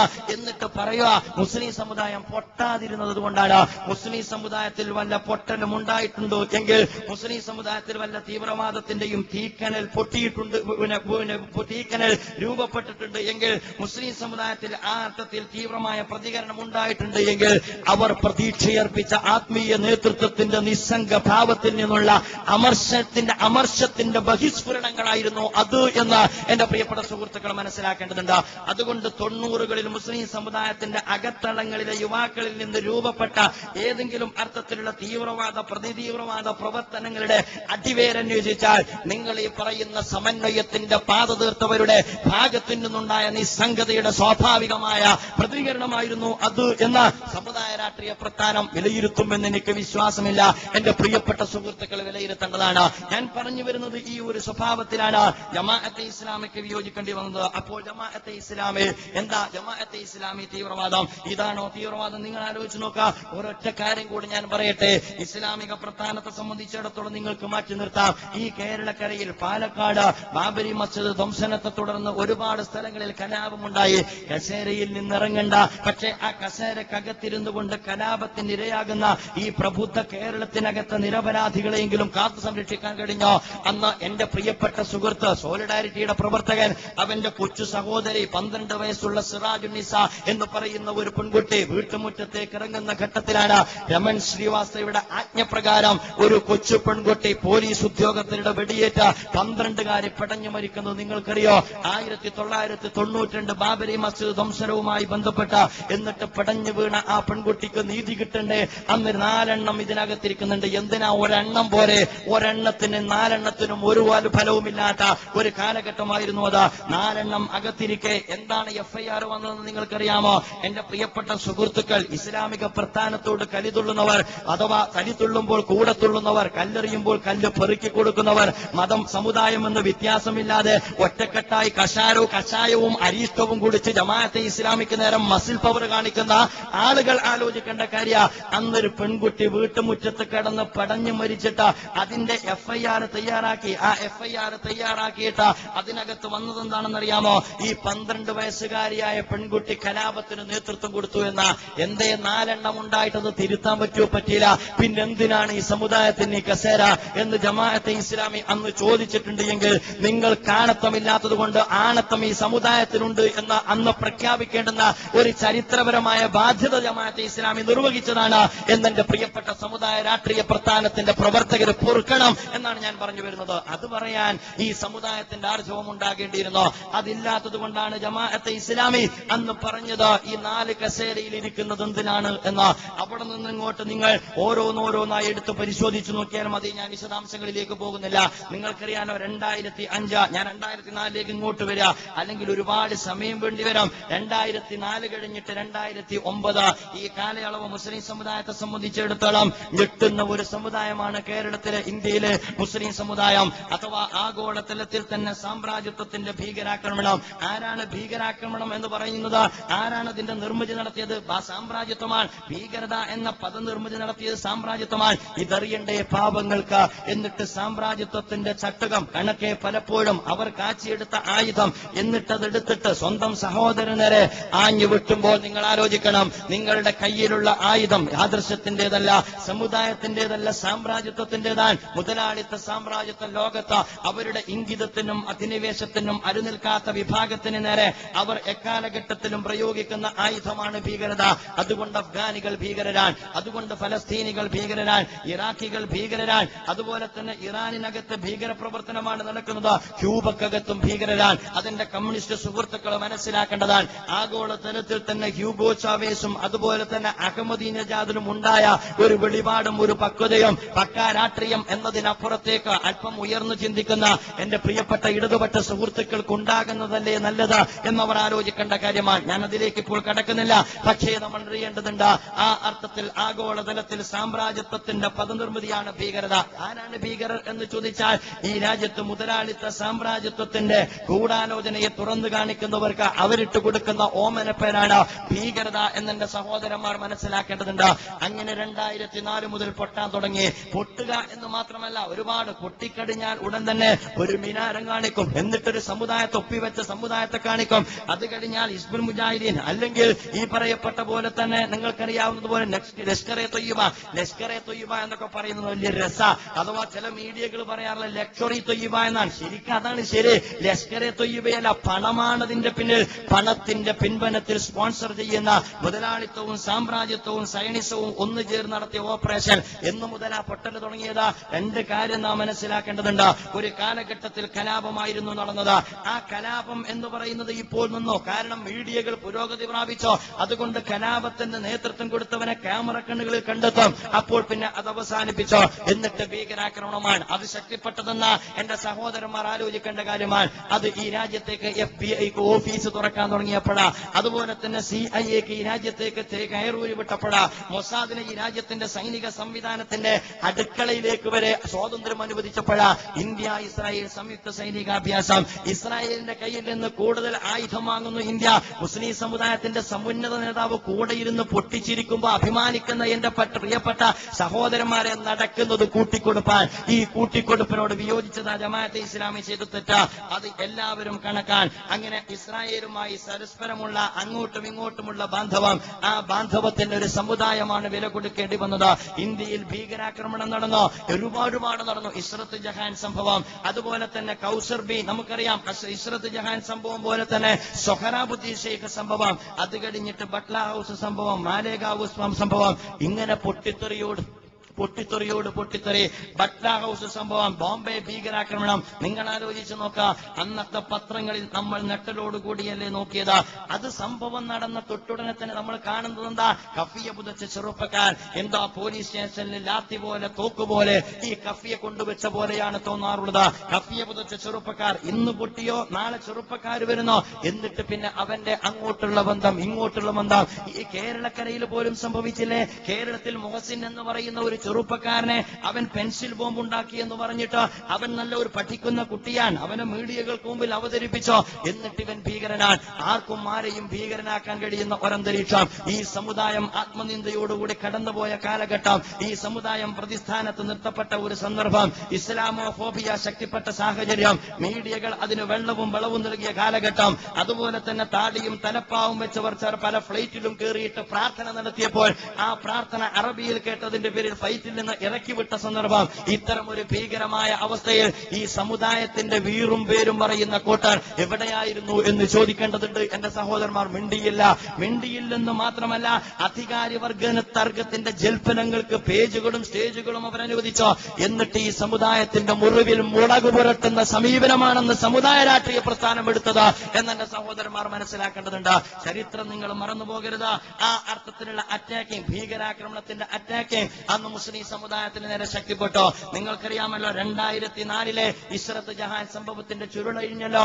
എന്താ പുറത്തു വന്നത്? അന്നും ഭീകരാക്രമണം. ആ ഭീകരാക്രമണത്തിന്റെ പേരിൽ പാവപ്പെട്ട ഇസ്രത്ത് ജഹാൻ എന്ന് പറയുന്ന ഒരു പെൺകുട്ടിയും, അതുപോലെ തന്നെ ആലപ്പുഴയിൽ ഗോപിനാഥ പിള്ള എന്ന് പറയുന്ന പാവപ്പെട്ട ഒരു മനുഷ്യന്റെ മകൻ പ്രാണേഷ് എന്ന് പറയുന്ന ജാവേദും അന്ന് ഈ രാജ്യത്ത് എന്തിന്റെ പേരിലാ കൊല ചെയ്യപ്പെട്ടത് എന്ന് ചോദിച്ചാൽ മോഡിയെ വധിക്കാൻ ഗൂഢാലോചന ചെയ്തു, ഗോഡിയെ വധിക്കാൻ ഗൂഢാലോചന ചെയ്തോ എന്നതിന്റെ പേരിൽ എന്നതിന്റെ പേരിൽ വെടിവെച്ച് കൊന്നവരാൻ. ആ വെടിവെച്ച് കൊന്നോ, എന്നിട്ട് ഇവർ ലഷ്കറെ തൊയ്യബയുമായി ബന്ധമുണ്ട്. അങ്ങനെയാണ് ഇവരെ മൃതശരീരത്തോടുകൂടി രാജ്യം കാണുന്നത്. അതുകൊണ്ട് ഭീകരവാദികളായതുകൊണ്ട് ഗോപിനാഥ പിള്ളയോട് പോലും അടുക്കാൻ അയൽക്കാർ സന്നദ്ധമാകാത്ത ഒരു സാഹചര്യമുണ്ടായി. ഇപ്പോൾ നിങ്ങൾക്കറിയാമല്ലോ, അഹമ്മദാബാദും കോടതിയിൽ നിന്ന് SP തമാങ് എന്ന് പറയുന്ന അവിടെയുള്ള മജിസ്ട്രേറ്റ് ആ കേസുമായി ബന്ധപ്പെട്ട വിവരണങ്ങൾ പുറത്തുവിട്ടിരിക്കുന്നു. നെട്ടിപ്പിക്കുന്നതാണ്. അതെന്താണെന്ന് ചോദിച്ചാൽ ഇവർ നിരപരാധികളാണ്. ഇവരുടെ ഒമ്നിക്കകത്ത് ഈ ആയുധം കൊണ്ടുവച്ചതാണ്, ബോംബ് കൊണ്ടുവച്ചതാണ്. ഇവർ മോഡിയെയോ അല്ലെങ്കിൽ ആരെയോ ലക്ഷ്യം വെക്കുന്നവരല്ല എന്ന് മാത്രമല്ല, വലിയ വലിയ പ്രൊമോഷൻ ആഗ്രഹിച്ചുകൊണ്ട് പോലീസ് ഉദ്യോഗസ്ഥർ ചെയ്തതാണ്. അന്നത്തെ IAS കാരൻ മിൻസാര ഇന്ന് ജയിലിനകത്ത് കഴിയുകയാണ്, സ്വന്തം ഭാര്യയെ കൊന്നതിന്റെ പേര്. ഒരു കാര്യം ശരിയാണ്, അഥവാ ഇന്ന് നമ്മുടെ രാജ്യത്ത് കേരളത്തിൽ മാത്രമല്ല, അതുപോലെ തന്നെ ആഗോളതലത്തിൽ ഹുസ്നി മുബാറക്ക് മാത്രമല്ല, ഒളി സങ്കേതത്തിലിരുന്നും ഇരുട്ടിന്റെ മറവിലിരുന്നോ ഗൂഢാലോചന നടത്തുന്ന ആളുകളെയൊക്കെ ആരും കൊണ്ടുവന്നില്ലെങ്കിലും പടച്ചോൻ പുറത്തു കൊണ്ടുവരും എന്നത് ഈ സംഭവത്തിലൊക്കെ വ്യക്തമായ ഒരു കാര്യമാണ്. അങ്ങനെ ഇസ്രത്ത് ജഹാനുമായി ബന്ധപ്പെട്ട സംഭവത്തിൽ ഈ IAS കാരൻ വിൻസാര ഇന്ന് കൽത്തുറുങ്കിലാണ്. ഭാര്യയെ കൊന്നതിന്റെ പേര് നമ്മൾ അറിയേണ്ടതുണ്ട്. അന്നും നമ്മുടെ എന്റെ പ്രിയപ്പെട്ട യുവജന നേതാവ്, മുസ്ലിം സമുദായ രാഷ്ട്രീയ പാർട്ടിയിലെ യുവജന നേതാവ്, പിന്നെ നമ്മുടെ അലങ്കാരത്തിന്റെ പദവി വഹിക്കുന്ന ആലങ്കാരികനായ നമ്മുടെ ബഹുമാന്യനായ ചാനൽ കുമാരൻ, രണ്ടുപേരും മാറി മാറി ചാനലുകളിൽ പ്രത്യക്ഷപ്പെട്ടോ. എന്നിട്ടെന്താ പറഞ്ഞത്? അതിന്റെ പിന്നിൽ ജമാഅത്തെ ഇസ്ലാമിയാണ്, അതിന്റെ പിന്നിലെ മാസ്റ്റർ ബൈ സയ്യിദ് മൗദൂദിയാണ്. സയ്യിദ് മൗദൂദി ഗുജറാത്തിലും എത്തി. അങ്ങനെ സയ്യിദ് മൗദൂദി വല്ലാത്ത അപാര വ്യക്തിത്വമാണ്. ഇതൊരു പക്ഷേ അവരുടെ തന്നെ കൂട്ടത്തിൽപ്പെട്ട ഒരു മതസംഘടന പറഞ്ഞാൽ വിശ്വസിക്കും. കാരണം ജിന്നിൽ ആ അർത്ഥത്തിലുള്ള ജിന്ന് ഇങ്ങനെ ഇറങ്ങിക്കളിക്കുന്ന നമ്മൾ വിശ്വസിക്കാത്തത് കൊണ്ട് നമുക്കിത് ഉൾക്കൊള്ളാൻ പറ്റിയില്ല. പക്ഷേ സയ്യിദ് മൗദൂദി അവിടെ എത്തി, എന്നിട്ട് അവിടെ പണിയെടുത്ത്, അത് കഴിഞ്ഞാൽ ഇവിടെ എത്തി, ഇവിടെ പണിയെടുത്ത, ഇങ്ങനെ എല്ലാ പൊട്ടലിന്റെയും പിന്നിൽ സയ്യിദ് മൗദൂദി. എന്നുള്ളത് നിങ്ങൾക്കറിയാലോ. സൊഹറാബുദ്ദീൻ ഷെയ്ഖുമായി ബന്ധപ്പെട്ട സംഭവം. കൗസർ ബി എന്ന് പറയുന്ന ഈ സൊഹറാബുദ്ദീൻ ഷെയ്ഖിനെ തൊഴിലാളികളുടെ താല്പര്യത്തിന് വേണ്ടി കൊന്നു എന്ന് മാത്രമല്ല, ആ പെൺകുട്ടിയെ ബലാത്സംഗം ചെയ്ത് നശിപ്പിച്ചോ. നമ്മുടെ സഹോദരന്മാർ മനസ്സിലാക്കേണ്ടതുണ്ട്. അതിന്റെ പ്രതി രക്ഷപ്പെട്ടോ രക്ഷപ്പെട്ടില്ല. അതാണ് ഇപ്പൊ കേരളത്തിലുള്ള ഒരു സമാധാനം. ഗുജറാത്തിലെ ആഭ്യന്തര സഹമന്ത്രി അമിത്ഷാ രക്ഷപ്പെട്ടിട്ടില്ല എങ്കിൽ കേരളത്തിലെ കള്ളന്മാരും രക്ഷപ്പെടില്ല എന്ന് ഏറ്റവും അവസാനത്തെ സംഭവങ്ങൾ നമ്മ ബോധ്യപ്പെടുത്തിക്കൊണ്ടിരിക്കുക. അങ്ങനെ അമിത്ഷാ പിടിക്കപ്പെട്ടോ. അതെല്ലാം കഴിഞ്ഞിട്ടാ നമ്മുടെ ഈ മാലേഗാവ് സ്ഫോടനം നടക്കുന്നത്. അതുപോലെ തന്നെ മാലേഗാവ് സ്ഫോടനവും മക്ക മസ്ജിദ് സ്ഫോടനവും അജ്മീർ ബോംബ് സ്ഫോടനവും അതുപോലെയുള്ള 3-4 ബോംബ് സ്ഫോടനങ്ങൾ. ആ ബോംബ് സ്ഫോടനം നടന്ന ഘട്ടത്തിൽ നിങ്ങൾക്ക് പത്രത്തിന്റെ താളെടുത്ത് നോക്കാം. മുസ്ലിം സമുദായത്തിന് ആത്മവിശ്വാസം പകരേണ്ടുന്ന അന്നത്തെ സമുദായത്തിന്റെ നേതൃത്വം നിസ്സംഗ മനോഭാവം കൈക്കൊണ്ടപ്പോൾ ഇന്ത്യൻ ജമാഅത്തെ ഇസ്ലാമി അന്ന് പ്രമേയം പാസാക്കി. അതെന്താണെന്ന് ചോദിച്ചാൽ, ഈ തുടർച്ചയായ ഭീകരാക്രമണത്തെക്കുറിച്ച് സമഗ്ര അന്വേഷണം നടത്തണം. ജമാഅത്തെ ഇസ്ലാമി അന്ന് പ്രമേയം പാസാക്കി. മാത്രമല്ല, അന്ന് സോളിഡാരിറ്റി യൂത്ത് മൂവ്മെന്റ് ഈ കേരളക്കരയിൽ ഭീകരവേട്ടക്കെതിരെ അതിശക്തമായ ക്യാമ്പയിൻ സംഘടിപ്പിച്ചു. നമ്മൾ മനസ്സിലാക്കേണ്ട കാര്യമാണ്, ഭീകരവേട്ടയാണിത്. അന്ന് പുതനക്കുളത്ത് വെച്ച് നടന്ന പരിപാടിയിൽ അന്ന് സോളിഡാരിറ്റി യൂത്ത് മൂവ്മെന്റ് പറഞ്ഞത് ഇതിന്റെ പിന്നിൽ സംഘപരിവാരം, ഇതിന്റെ പിന്നിൽ സാമ്രാജ്യത്വവുമാണ്. അങ്ങനെ സംഘപരിവാറും സാമ്രാജ്യത്വവും ഒത്തുകൂടിക്കൊണ്ട് ഈ രാജ്യത്തിന്റെ ബഹുസ്വരതയെ തകർക്കുവാനുള്ള നീക്കമാണ് എന്ന് പറഞ്ഞപ്പോൾ അന്നും ഇസ്ലാമിക പ്രസ്ഥാനത്തെ കുറ്റപ്പെടുത്തി. അല്ല, ഇതിന്റെ പിന്നിലെ മാസ്റ്റർ ബെയിൻ ജമാഅത്തെ ഇസ്ലാമിയാണ്. നിങ്ങൾ ആലോചിച്ചു നോക്കാം. ഇപ്പോൾ സ്വാമി അശിമാനന്ദ് വെളിപ്പെടുത്തിയിരിക്കുന്ന യാഥാർത്ഥ്യങ്ങൾ നിങ്ങൾക്ക് എല്ലാവർക്കും അറിയാവുന്ന കാര്യമാണ്. ആ യാഥാർത്ഥ്യങ്ങളിലേക്ക് ഞാൻ കിടക്കുന്നില്ല. ആ സ്വാമി അശിമാനന്ദ് വെളിപ്പെടുത്തിയിരിക്കുന്നു, ഞങ്ങളാണ് ഇത് ചെയ്തത്. ഞാൻ ചോദിക്കട്ടെ, ഈ സ്വാമി അശിമാനന്ദയോടുകൂടി നമ്മൾ അന്വേഷിക്കേണ്ടതുണ്ട്. അദ്ദേഹം അങ്ങാനും ഇനി മൗദൂദിയുടെ പുസ്തകം വായിച്ചിരുന്നു, അത് അന്വേഷിക്കേണ്ട കാര്യമാണ്. ഞാൻ പറഞ്ഞു വരുന്നത്, പൊട്ടിക്കുന്നവരെല്ലാം ഈ അർത്ഥത്തിൽ ഇസ്ലാമിക പ്രസ്ഥാനത്തിന്റെ മേലെ ചാരി. നിങ്ങൾ ആലോചിക്കേണ്ട കാര്യമാണ്, ഇന്നും കൽത്തുറുങ്കിൽ ഇതിന്റെ പേരിൽ കൽത്തുറുങ്കിൽ അടക്കപ്പെട്ട ധാരാളക്കണക്കിന് മുസ്ലിം ചെറുപ്പക്കാരുണ്ട്. ഭീകരമായ പീഡനങ്ങൾ ഏറ്റുവാങ്ങിയവരുണ്ട്. എന്റെ പ്രിയപ്പെട്ട സുഹൃത്ത് ഷെയ്ഖ് അബ്ദുൽ കരീം, അദ്ദേഹം പെരുമ്പാവൂര് വന്നപ്പോൾ ഞാൻ അദ്ദേഹത്തിന്റെ കൂടെ പരിപാടിയിൽ പങ്കെടുത്തതാണ്. ആ ഷെയ്ഖ് അബ്ദുൽ കരീം സ്വാമി അശിമാനന്ദയുടെ മനം മാറ്റവുമായി ബന്ധപ്പെട്ട ഇന്ന് അറിയപ്പെട്ട ആ വ്യക്തിത്വം, അദ്ദേഹം പ്രഭാഷണത്തിന് നിന്നു. പക്ഷേ അദ്ദേഹത്തിന് 5 മിനിറ്റിൽ കൂടുതൽ നിൽക്കാൻ പ്രയാസം. അദ്ദേഹം വിയർത്തൊലിക്കുന്നു. ഞാൻ ചോദിച്ചു, നല്ല തടിയുള്ള ആരോഗ്യമുള്ള ചുറുചുറുക്കുള്ള ചെറുപ്പക്കാരനാ, എന്നിട്ടെന്താ സംഭവിച്ചത്? ഷെയ്ഖ് അബ്ദുൽ കരീം പറഞ്ഞു, എന്റെ ശരീരം ഉടഞ്ഞിരിക്കുന്നു. അതിക്രൂരമായ പീഡനങ്ങൾ, ഷോക്കേൽപ്പിക്കുന്ന, അതുപോലെ തന്നെ ഗുഹ്യാവയവത്തിനോട് ഷോക്കേൽപ്പിക്കുന്ന, അതുപോലെ തന്നെ തലക്കകത്ത് അതിക്രൂരമായ പീഡനങ്ങൾക്ക് വിധേയമാക്കുന്ന, തല കീഴായിട്ട് നിർത്തുന്ന, ഇങ്ങനെ ഒരു മനുഷ്യന് ജീവിതത്തിൽ വീണ്ടെടുക്കാൻ കഴിയാത്ത വിധം ആരോഗ്യത്തെ തകർത്തെറിഞ്ഞു.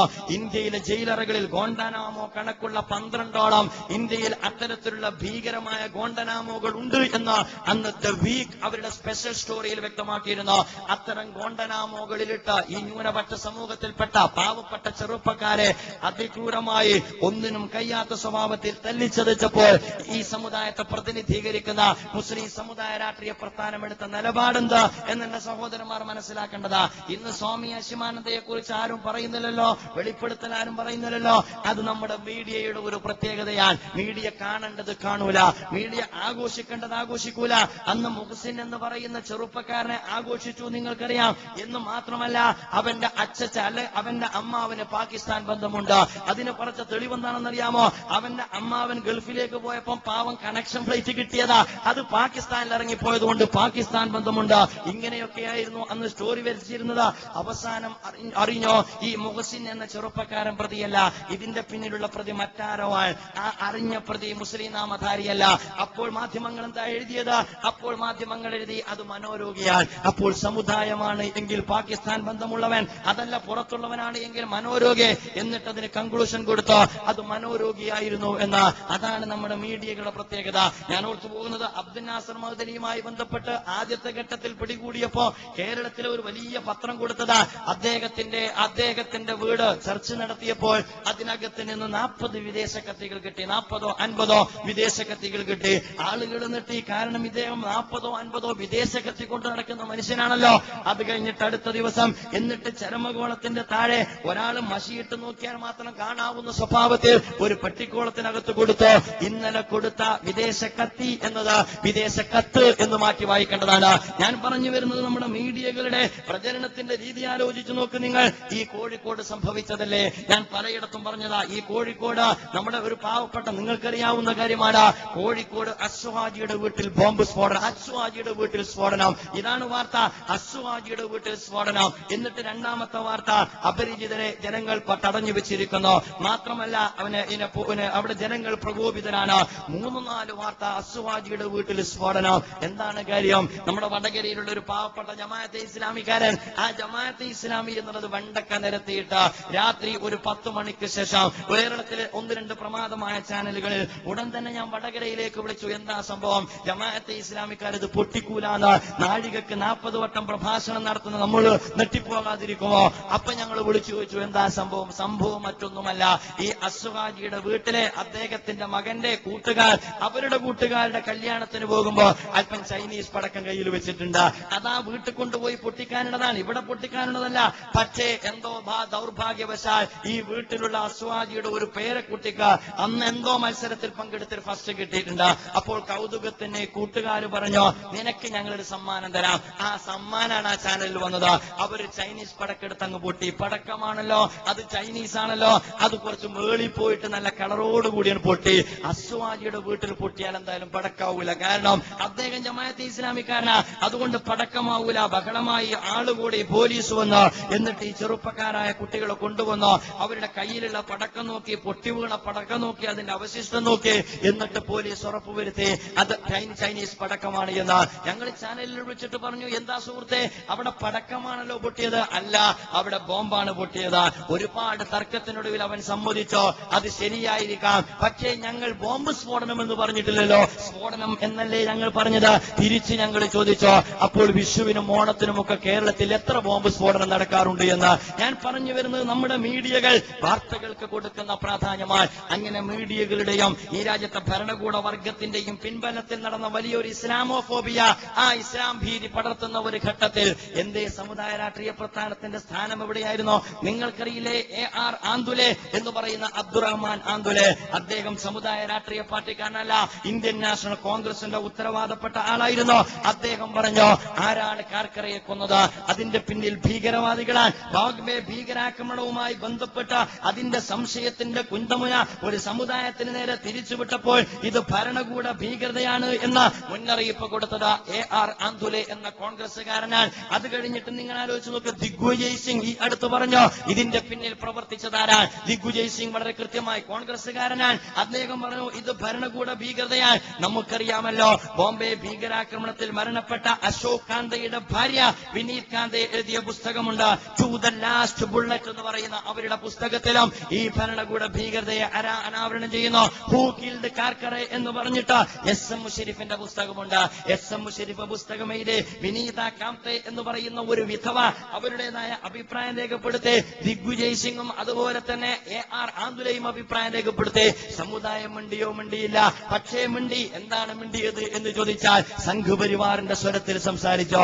അമേരിക്കൻ സാമ്രാജ്യത്വത്തിന്റെ ആസൂത്രണത്തോടുകൂടി ഇന്ത്യയെ അസ്ഥിരപ്പെടുത്തുവാൻ ഡേവിഡ് കോൾമാൻ ഹെഡ്ലി എന്ന് പറയുന്ന അമേരിക്കൻ ചാരനെ 8 തവണ ഷിക്കാഗോയിൽ നിന്ന് വിസ കൊടുത്തിട്ട് ഈ രാജ്യത്തേക്ക് കയറ്റിവിട്ടിട്ട് അവന്റെ ആസൂത്രണത്തോടുകൂടി നടന്ന ഭീകരാക്രമണത്തിന്റെ എല്ലാവിധ ഉത്തരവാദിത്വവും ഒരു സമുദായത്തിന്റെ മേൽ കെട്ടിവെക്കുമ്പോൾ അവർ പ്രതികളല്ല, നിരപരാധികളാണ് എന്ന് പറയുവാനുള്ള ആർജവം കാണിച്ചില്ലെന്ന് മാത്രമല്ല, ഡേവിഡ് കോൾമാൻ ഹെഡ്ലിയെ പ്രൊട്ടക്ട് ചെയ്യുന്ന സംഘപരിവാറിന്റെ വേദവാക്യത്തെ ഏറ്റെടുത്തു. ആര്? ഈ കേരളത്തിലെ സംഘപരിവാറിന്റെ വേദവാക്യത്തെ ഏറ്റെടുത്തത് അൾട്രാ സെക്യുലറിസ്റ്റുകൾ ഏറ്റെടുത്തു. അത് കഴിഞ്ഞാൽ പിന്നെ അൾട്രാ സെക്യുലറിസ്റ്റുകൾ കൂവിയാൽ കൂവുന്ന 2 ആള് എന്റെ സമുദായ രാഷ്ട്രീയ പാർട്ടിയിലുണ്ട്. പേര് ഞാൻ പറയേണ്ടതില്ല, നിങ്ങൾക്കറിയാം. അവർ വേദവാക്യം കേൾക്കുന്നത്, അവർ കച്ചേരി തീവ്രവാദ കച്ചേരി നടത്താറുള്ളത് കാരശ്ശേരിക്കാരന്റെയും ചേന്നമംഗല്ലൂർക്കാരന്റെയും കൂടെയാണ് എന്ന് നിങ്ങൾക്ക് എല്ലാവർക്കും അറിയാം. അങ്ങനെ 4 പേരുടെയും കച്ചേരി നടന്നോ, ചാനലുകളിൽ മാറി മാറി പ്രത്യക്ഷപ്പെട്ടോ. എന്നിട്ട് അവര് പറഞ്ഞതെന്താ? ഇതിന്റെ മാസ്റ്റർ ബ്രെയിൻ സയ്യിദ് മൗദൂദിയാണ്. ഏതിന്റെ? നമ്മൾ അറിയേണ്ട കാര്യമാണ്. AR ആന്തുലെ പറഞ്ഞത് അവർക്ക് വ്യക്തമല്ല. എന്റെ പ്രിയപ്പെട്ട സമുദായ രാഷ്ട്രീയ പാർട്ടിയിലെ എന്റെ സുഹൃത്തുക്കളോട് ഞാൻ പറയുന്നു, നിങ്ങൾ എവിടെയാണ് ഇവിടെ നിൽക്കുന്നത്? ഞാൻ വിനയത്തോടു കൂടി ചോദിക്കുന്നു, നിങ്ങളോട് വിയോജിപ്പില്ല. 4-5 കൊല്ലത്തോളം ഒരു സമുദായത്തെ സംശയത്തിന്റെ കുന്തമുനയിൽ നിർത്തി ആ സമുദായം ആത്മനിന്ദയോടുകൂടി കഴിഞ്ഞുകൂടുന്ന ഒരു കാലഘട്ടം നമുക്ക് നമുക്ക് പിന്നിട്ട് പോയി. ആ ഘട്ടത്തിൽ ഈ രാജ്യത്തെ മനുഷ്യാവകാശ പ്രവർത്തകരും അതുപോലെ തന്നെ ആക്ടിവിസ്റ്റുകളും ഒറ്റക്കെട്ടായിട്ട് പല പത്രപ്രവർത്തകരും ഇത് ഭീകരാക്രമണമാണ് എന്നും ഇന്ത്യയിലെ ഇസ്ലാമിക പ്രസ്ഥാനം ഇത് സാമ്രാജ്യത്വത്തിന്റെ ഗൂഢാലോചനയാണ് എന്നും പറഞ്ഞപ്പോൾ നിങ്ങൾ ഏത് പക്ഷത്താണ് നിലയുറപ്പിച്ചത്? എന്റെ പ്രിയപ്പെട്ട സുഹൃത്തുക്കൾ ആലോചിക്കേണ്ടതാണ്. നമുക്കറിയാലോ ഈ ഒരു സ്വഭാവത്തിലാണ് കാര്യങ്ങൾ പോകുന്നത്. ഇപ്പോൾ നടന്നുകൊണ്ടിരിക്കുന്ന സമകാലിക സംഭവങ്ങളോ അതിലേക്ക് നമ്മൾ വന്നാലോ അവിടെയും സംഭവിച്ചതെന്താണ്? ഇസ്ലാമിക പ്രസ്ഥാനവുമായി ബഹുമാന്യനായ ഹൽക്ക അമീർ അതിന്റെ സ്വഭാവത്തിൽ അത് പത്രലോകത്ത് വിളിച്ച് പറഞ്ഞതാണ്. 10-12 ചർച്ച, 1-2 ചർച്ചയല്ലേ അബദ്ധം പറ്റുള്ളൂ. 10-12 ചർച്ച മുസ്ലിം സമുദായ രാഷ്ട്രീയ പ്രസ്ഥാനവുമായി ജമാഅത്തെ ഇസ്ലാമി നടത്തിയിട്ടുണ്ട്. മാത്രമല്ല ഇസ്ലാമിക പ്രസ്ഥാനത്തെ കഴിഞ്ഞ പഞ്ചായത്ത് തെരഞ്ഞെടുപ്പുമായി ഒറ്റതിരിഞ്ഞ് അറ്റാക്ക് ചെയ്ത രാഷ്ട്രീയ പ്രസ്ഥാനങ്ങളോട് വിനയത്തോടുകൂടി ഞാൻ പറയുന്നു, ഇന്ത്യയിലെ ഇസ്ലാമിക പ്രസ്ഥാനവുമായി ചർച്ച നടത്താത്ത ഏതെങ്കിലും ഒരു രാഷ്ട്രീയ പാർട്ടി ഉണ്ട് എങ്കിൽ അവർക്ക് വർത്തമാനം പറയാമെന്നാൽ ഇസ്ലാമിക പ്രസ്ഥാനത്തോട് വർത്തമാനം പറയാത്ത ഒരു രാഷ്ട്രീയ പാർട്ടിയുമില്ല. വോട്ട് ചോദിച്ചു വരാത്ത ഒരു രാഷ്ട്രീയ പാർട്ടിയുമില്ല. പക്ഷേ ഒരു കാര്യം ഞങ്ങൾക്ക് ഈ രാഷ്ട്രീയ പാർട്ടികളെ മൊത്തം വെല്ലുവിളിച്ചുകൊണ്ട് പറയാൻ കഴിയും. ഈ പതിറ്റാണ്ടുകൾക്കിടയിൽ ഇന്ത്യയിലെ ഇസ്ലാമിക പ്രസ്ഥാനം അതിന്റെ രാഷ്ട്രീയ നിലപാട് രൂപപ്പെടുത്തുന്ന ഘട്ടത്തിൽ ഏതെങ്കിലും ഒരു രാഷ്ട്രീയ പ്രസ്ഥാനത്തോട് സംസാരിക്കുന്ന ഘട്ടത്തിൽ ഞങ്ങളുടേതായ എന്തെങ്കിലും താല്പര്യങ്ങൾ വെച്ചുകൊണ്ടാണോ സംസാരിച്ചത്? അതല്ല രാജ്യത്തിന്റെയും ജനതയുടെയും താല്പര്യങ്ങൾ മുന്നിൽ വെച്ചുകൊണ്ടാണോ സംസാരിച്ചത് എന്ന് എന്റെ പ്രിയപ്പെട്ട രാഷ്ട്രീയ പ്രസ്ഥാനങ്ങളുടെ നേതാക്കന്മാർ വ്യക്തമാക്കേണ്ടതാണ്. അഥവാ പലപ്പോഴും ഞങ്ങളെ സഹായിച്ചാൽ ഞങ്ങളും സഹായിക്കുമെന്ന് പറയുന്ന കൂട്ടർ ഈ രാജ്യത്തുണ്ട്. ഇന്ത്യയിലെ ഇസ്ലാമിക പ്രസ്ഥാനം ഇത്തരത്തിലുള്ള നിലപാട് സ്വീകരിച്ചിട്ടില്ല. ഈ രാജ്യത്തെ ജനതയുടെ താല്പര്യങ്ങൾ മുന്നിൽ വെച്ചുകൊണ്ടാണ് ഇസ്ലാമിക പ്രസ്ഥാനം അതിന്റെ നയനിലപാട് രൂപപ്പെടുത്തിയത്. എന്നിട്ട് കഴിഞ്ഞ പഞ്ചായത്ത് ഇലക്ഷൻ വന്നു. ആ പഞ്ചായത്ത് ഇലക്ഷൻ വന്ന ഘട്ടത്തിൽ ഇസ്ലാമിക പ്രസ്ഥാനം ഈ രാജ്യത്ത് ഇലക്ഷനുമായി ഇടപെടാനല്ല, മറിച്ച് പ്രാദേശിക തെരഞ്ഞെടുപ്പുമായി ബന്ധപ്പെട്ട തദ്ദേശ സ്വയംഭരണ തെരഞ്ഞെടുപ്പുമായി ബന്ധപ്പെട്ട പ്രാദേശിക വികസനവുമായി ബന്ധപ്പെട്ട അഴിമതിയും അതുപോലെ തന്നെ സ്വജനപക്ഷപാതവും ശക്തമായിരിക്കെ ഒരു പുതിയ വികസന സാധ്യതയെക്കുറിച്ച് ആലോചിക്കുവാൻ പ്രാദേശികമായ മുന്നണികൾ ഉണ്ടാക്കുവാൻ ജമാഅത്തെ ഇസ്ലാമി കൂടി സഹകരിക്കാമെന്ന് വെച്ചോ അത്തരത്തിലുള്ള കൂട്ടായ്മകൾ രൂപപ്പെടുത്തുന്ന ഘട്ടത്തിലാണ് മുസ്ലിം സമുദായ രാഷ്ട്രീയ പാർട്ടിയുമായി ചർച്ച നടക്കുന്നത്. ആ ചർച്ച ചോർന്നു അല്ല ചോർത്തി. അന്ന് ആരാണ് ചോർത്തിയത്? അന്ന് കേരളത്തിൽ വമ്പിച്ച വിവാദമാണല്ലോ നടന്നത്. ഞാൻ പറഞ്ഞു വരുന്നത് അന്ന് ആരാണ് ചോർത്തിയത് എന്ന് നിങ്ങൾക്കറിയണമെങ്കിൽ മർക്കസു സഖാഫത്ത് സുന്നിയയുടെ ഈ കഴിഞ്ഞ വാർഷികത്തിൽ പുറത്തിറങ്ങിയ പതിപ്പെടുത്ത് പരിശോധിച്ചാൽ ഈ മുസ്ലിം സമുദായ രാഷ്ട്രീയ പ്രസ്ഥാനത്തിലെ യുവജന നേതാവ് വെളിപ്പെടുത്തലിന്റെ കാലാണല്ലോ ഇപ്പോ.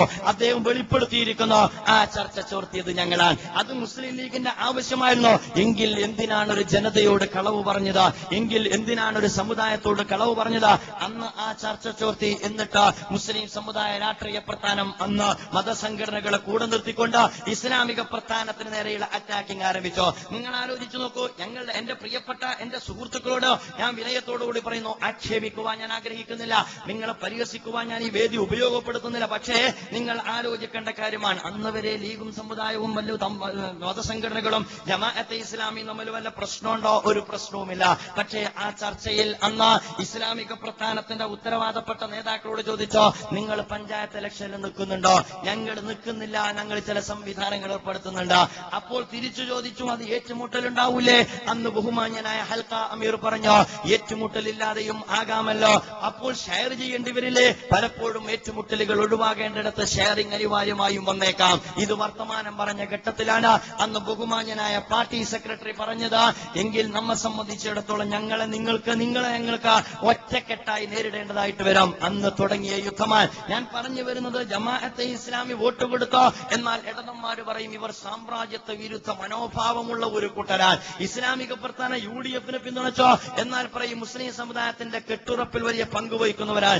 ഞങ്ങൾ അങ്ങനെയെങ്കിലും ഏതെങ്കിലും ഒരു വിഭാഗത്തോട് വിയോജിപ്പ് രേഖപ്പെടുത്തിയോ എങ്കിൽ ഭീകരവാദികളാണ്, അല്ലെങ്കിൽ മതമൗലികവാദികളാണ്. ഇത് കേരളം മനസ്സിലാക്കണം, അല്ലെങ്കിൽ എന്റെ പ്രിയപ്പെട്ട പാർട്ടി പ്രവർത്തകരെങ്കിലും മനസ്സിലാക്കണം എന്നാണ് ഞാൻ പറഞ്ഞു വരുന്നത്. മുസ്ലിം ലീഗിന്റെ അല്ലെങ്കിൽ ഇന്ത്യൻ നാഷണൽ കോൺഗ്രസിന്റെ അല്ലെങ്കിൽ CPIM-ന്റെ ഏതെങ്കിലും ഒരു പ്രസ്ഥാനത്തിന്റെ നേതാവ് ഹിറകയറി വന്നിട്ട് വോട്ട് ചോദിക്കാതെ ഈ കേരളത്തിൽ അവശേഷിക്കുന്നില്ല എന്ന് ഈ സന്ദർഭത്തിൽ ഓർമ്മപ്പെടുത്താൻ ഞാൻ ആഗ്രഹിക്കുകയാണ്. ഇല്ലെങ്കിൽ അത് മാറ്റണ്ടേ? ഇപ്പോഴും ചർച്ച നടക്കും, ഇനിയും ചർച്ച നടക്കും. കാരണം ഞങ്ങളെ സംബന്ധിച്ചിടത്തോളം ഒളിച്ചു വെക്കാനില്ലാത്ത ചർച്ചകളാൽ ഒരു ഡിമാൻഡും അല്ലെങ്കിൽ എന്തെങ്കിലും താല്പര്യങ്ങൾ മുന്നിൽ വെക്കാത്ത അത്തരത്തിലുള്ള ചർച്ചകളാണ്. രാജ്യത്തിന്റെ താല്പര്യമാണ് ജമാഅത്തെ ഇസ്ലാമി ഇത്തരം ചർച്ചകളിൽ മുന്നോട്ട് വെച്ചിട്ടുള്ളത്. കഴിഞ്ഞ ഇലക്ഷനിൽ എന്താ നടന്നത്? മദ്യവും മാഫിയയും എല്ലാവരും കൂടിയിട്ടല്ലേ പ്രചരണം. നമുക്കറിയാം, ഒറ്റക്കെട്ടായിട്ട് ഇറങ്ങി ഇടതും വലതും അതിന്റെ എല്ലാ കളറും മാറി ഒറ്റക്കെട്ടായിട്ട് മുണ്ടുമൊഴിയിലാണല്ലോ ഞാൻ സംസാരിക്കുന്നത്. എന്തോ ഒരു കൂട്ടുകെട്ടായിരുന്നു, എന്തോ ഒരു ലോക്യമായിരുന്നു. അഥവാ രാത്രിയുടെ അന്ത്യാമങ്ങളിൽ മതം രാഷ്ട്രീയത്തിൽ പറ്റൂല എന്ന് പറയുന്ന കൂട്ടര് രാത്രിയുടെ അന്ത്യാമങ്ങളിൽ തോളോട് തോൾ ചേർന്നിട്ട് വോട്ട് പിടിക്കാൻ ഇറങ്ങുന്ന കാഴ്ച എത്ര ദയനീയമായിരുന്നു എന്നെ സഹോദരന്മാർ ആലോചിക്കേണ്ടതാണ്. എന്നാലും ഞങ്ങൾക്ക് നിങ്ങളോട് വിയോജിപ്പില്ല. പക്ഷേ അന്ന് ജമാഅത്തെ ഇസ്ലാമി പറഞ്ഞത് മാറ്റത്തിന്റെ ഒരു വോട്ട് എന്നാൽ ആ മാറ്റത്തിന്റെ ഒരു വോട്ട് എന്നത് എല്ലാവരും കൂടിയിട്ട് ഒറ്റക്കെട്ടായിട്ട് കല്ലെറിഞ്ഞില്ലാതാക്കിയതിന്റെ ഫലം എന്താ? ഇപ്പോ മാറ്റത്തിന്റെ ഒരു വോട്ട് എന്ന അതിനോട് പിന്തുണച്ചിരുന്നുവെങ്കിൽ ഈ നാറ്റത്തിന്റെ രാഷ്ട്രീയം നിങ്ങൾ അനുഭവിക്കേണ്ടിയിരുന്നില്ല എന്നാണ് ഞാൻ പറഞ്ഞു വരുന്നത്. ഇപ്പൊ മാറ്റമല്ല, ഇപ്പോൾ നാറ്റമാണ്. വലത്ത് മാത്രമല്ല, ഇടത്തും മാറുന്നുണ്ട്. നാറ്റത്തിന്റെ അളവിലെ വ്യത്യാസമുള്ളൂ. എളിയമ്പറമ്പല്ല ഉടനെ പരിഹരിക്കേണ്ടത് ഈ രാഷ്ട്രീയ മൂല്യത്തകർച്ചയാണ് നമ്മുടെ രാജ്യത്തെ സംബന്ധിച്ചിടത്തോളം പരിഹരിക്കേണ്ടത്. ആ ഒരവസ്ഥയിലേക്ക് കാര്യങ്ങൾ മാറിയിരിക്കുന്നു. പക്ഷേ അന്ന് എന്തെല്ലാം വർത്തമാനങ്ങളാ പറഞ്ഞത്? ബഹുമാന്യനായ മുസ്ലിം സമുദായ രാഷ്ട്രീയ പ്രസ്ഥാനത്തിന്റെ ഉത്തരവാദപ്പെട്ട നേതാവ് അന്ന് അദ്ദേഹത്തിന്റെ സ്വതസിദ്ധമായ നെഞ്ചുവിരിച്ച പുഞ്ചിരിയോടുകൂടി അന്ന് അദ്ദേഹം പറഞ്ഞു, ജമാഅത്തെ ഇസ്ലാമി ഇലക്ഷൻ കമ്മീഷൻ ഒരുപാട് സംഭാവന ചെയ്തിരിക്കുന്നു. കാരണം കെട്ടിവെച്ച കാശ് മുഴുവൻ ഇലക്ഷൻ കമ്മീഷനല്ലേ കൊടുത്തിരിക്കുന്നത്. വലിയ മഹത്തായ സംഭാവനയാൽ. പക്ഷേ തിൽക്കൽ അയ്യാമുനുദാവിലുഹാ ബൈനന്നാസ് എന്നും എല്ലാ കാലവും എല്ലാവരോടൊപ്പവുമാവുകയില്ല. അദ്ദേഹം ഇന്ന് സമുദായത്തിന് കൊടുത്ത ഒരു സംഭാവന ഏതായാലും ജമാഅത്തെ ഇസ്ലാമി കൊടുക്കാൻ ആഗ്രഹിക്കുന്നില്ല എന്ന് ഞാൻ പറയുള്ളൂ. കാരണം സമുദായത്തിന്റെ തല ഉയർത്തിപ്പിടിച്ച് നടക്കാൻ ശിമാനന്ദക്ക് വെളിപ്പെടുത്തിയപ്പോ നമ്മളൊക്കെ ഒന്ന് നെഞ്ചു വിരിച്ചാ നടന്നത്. രണ്ടാമത്തെ വെളിപ്പെടുത്തലോടുകൂടി നമ്മളെ തല കീപ്പോട്ടാ പോയത്. ഇത്തരം സംഭാവനകൾ ജമാഅത്തെ ഇസ്ലാമിയുടെ ഭാഗത്ത് നിന്നുണ്ടാവുകയില്ല എന്ന് മാത്രമേ ഞാനിപ്പോ അത് പറയാനേ ഇപ്പൊ ഇവിടെ പറ്റുള്ളൂ. ആ അർത്ഥത്തിൽ എന്റെ പ്രിയപ്പെട്ട സഹോദരന്മാർ മനസ്സിലാക്കേണ്ടതുണ്ടോ, ഇസ്ലാമിക പ്രസ്ഥാനത്തെ സംബന്ധിച്ചിടത്തോളം ഇപ്പൊ പത്രം നോക്കിയാൽ വെളിപ്പെടുത്തല. പണ്ടൊക്കെ നമ്മൾ കുട്ടികളോട് ടി വി വെക്കാൻ ഒരൊറ്റ ന്യായം, ജമാഅത്തേരൊക്കെ ടി വി വെക്കാൻ ആകെ പറഞ്ഞ ന്യായം കുട്ടികളെ വാർത്ത മാത്രമേ ഇടാൻ പറ്റുള്ളൂ. അപ്പൊ നിർദ്ദേശമല്ല, എന്തിട്ടാലും വാർത്തയിടരുത് രണ്ടാഴ്ചക്കെന്ന. കാരണം വാർത്തയിട്ടാൽ വാർത്തയിൽ കാണാൻ പറ്റാത്ത കോലത്തിലേക്ക് കാര്യങ്ങൾ നിൽക്കുന്നു. ആരാണ് ഉത്തരവാദി? നമ്മൾ ആലോചിക്കേണ്ട കാര്യ. ജമാഅത്തെ ഇസ്ലാമിയുള്ള ഉത്തരവാദി പലപ്പോഴും ഇപ്പോൾ വെളിപ്പെട്ടിരിക്കുന്ന രാഷ്ട്രീയം മാഫിയ രാഷ്ട്രീയമാണ്. ജസ്റ്റിസ് അല്ലെങ്കിൽ ജഡ്ജിയെ വിലക്കെടുക്കാം, പത്രത്തെ വിലക്കെടുക്കാം, അതുപോലെ തന്നെ പോലീസിനെ വിലക്കെടുക്കാം, അതുപോലെ തന്നെ ഒരുപാട് ആളുകൾ മാസപ്പെടി കൊടുത്ത് തീറ്റാം. രാജ്യത്തെ രാഷ്ട്രീയ ഇടനാഴികളിൽ നടന്നുകൊണ്ടിരിക്കുന്ന അതിഭീകരമായ മാഫിയ രാഷ്ട്രീയത്തിന്റെ ചിത്രമാണ് നമുക്ക് പുറത്തു വന്നുകൊണ്ടിരിക്കുന്നത്. അതാ അന്ന് ഇസ്ലാമിക പ്രസ്ഥാനം കഴിഞ്ഞ പഞ്ചായത്ത് തെരഞ്ഞെടുപ്പിൽ പറഞ്ഞത്, രാഷ്ട്രീയത്തിൽ മൂല്യത്തിന്റെ പ്രസക്തി എന്ത് എന്ന്. നമുക്കറിയാം, കോഴിക്കോട് തീരുന്ന പ്രശ്നമല്ല അത് വിതുരയുടെ പ്രശ്നമാണ്, അത് കിളിരൂരിന്റെ പ്രശ്നമാണ്. ഞാൻ പറഞ്ഞു വരുന്നത്, ശ്രീ VS അച്യുതാനന്ദൻ അധികാരത്തിലെത്തുമ്പോ കേരളത്തിന്റെ ഒരു പെൺവാണിഭ രാഷ്ട്രീയം എന്ന് പറയുന്നത് ഭീകരമാണ്. നമ്മളൊരു പക്ഷേ സൗമ്യ എന്ന് പറയുന്ന ഒരു പെൺകുട്ടി പ്രതികരണ ശേഷി നമുക്ക് നഷ്ടപ്പെട്ടു പോയിരിക്കുന്നു. അവനവനിലേക്ക് ഓരോരുത്തരും ചുരുങ്ങിക്കൊണ്ടിരിക്കുന്നു. സാമൂഹ്യ ബോധം എന്ന് നമുക്ക് നശിച്ചു പോയിരിക്കുന്നു. അവനവന്റെ താല്പര്യത്തിന് വേണ്ടിയാണ് രാഷ്ട്രീയം എന്നതുപോലും വന്നിരിക്കുന്നു. സൗമ്യ എന്ന് പറയുന്ന ഒരു പാവപ്പെട്ട പെൺകുട്ടി ട്രെയിനിൽ നിന്ന് തള്ളിവിട്ട് എന്നിട്ട് ആ റെയിലിന്റെ പാളത്തിൽ കടന്ന് പടഞ്ഞ, അങ്ങനെ ജീവന് വേണ്ടി പടയുന്ന രക്തത്തിൽ മുങ്ങിക്കുളിച്ച പെൺകുട്ടിയെ കൊണ്ടുപോയി കടിച്ചു കീറിയ പൊന്നുസ്വാമിയെ കുറിച്ച് നമ്മൾ പത്രത്തിൽ വായിച്ചോ. ഈ കേരളം നെട്ടി. എന്നിട്ട് ആ നെട്ടലോടുകൂടി എല്ലാവരും അവരോരോരുത്തരും വാചാലരായി കേരളത്തിന്റെ ഈ കേരളീയ സമൂഹത്തിന്റെ നിസ്സംഗതയെക്കുറിച്ച് സാഹിത്യകാരും സാംസ്കാരിക നായകന്മാരും പ്രതികരിച്ചു. ഞാൻ പറയട്ടെ, അതേ സൗമ്യക്ക് സംഭവിച്ച ഒരുപാട് അപകടങ്ങൾ ഈ രാജ്യത്ത് ഒരുപാട് പെൺകുട്ടികൾക്ക് സംഭവിച്ചില്ലേ?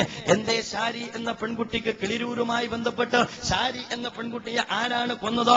അവര് പറഞ്ഞ VIP ആരാ? ഇതൊക്കെ രാജ്യത്തിന്റെ ചർച്ചയല്ലേ? ഞാൻ അതാണ് പറഞ്ഞത്.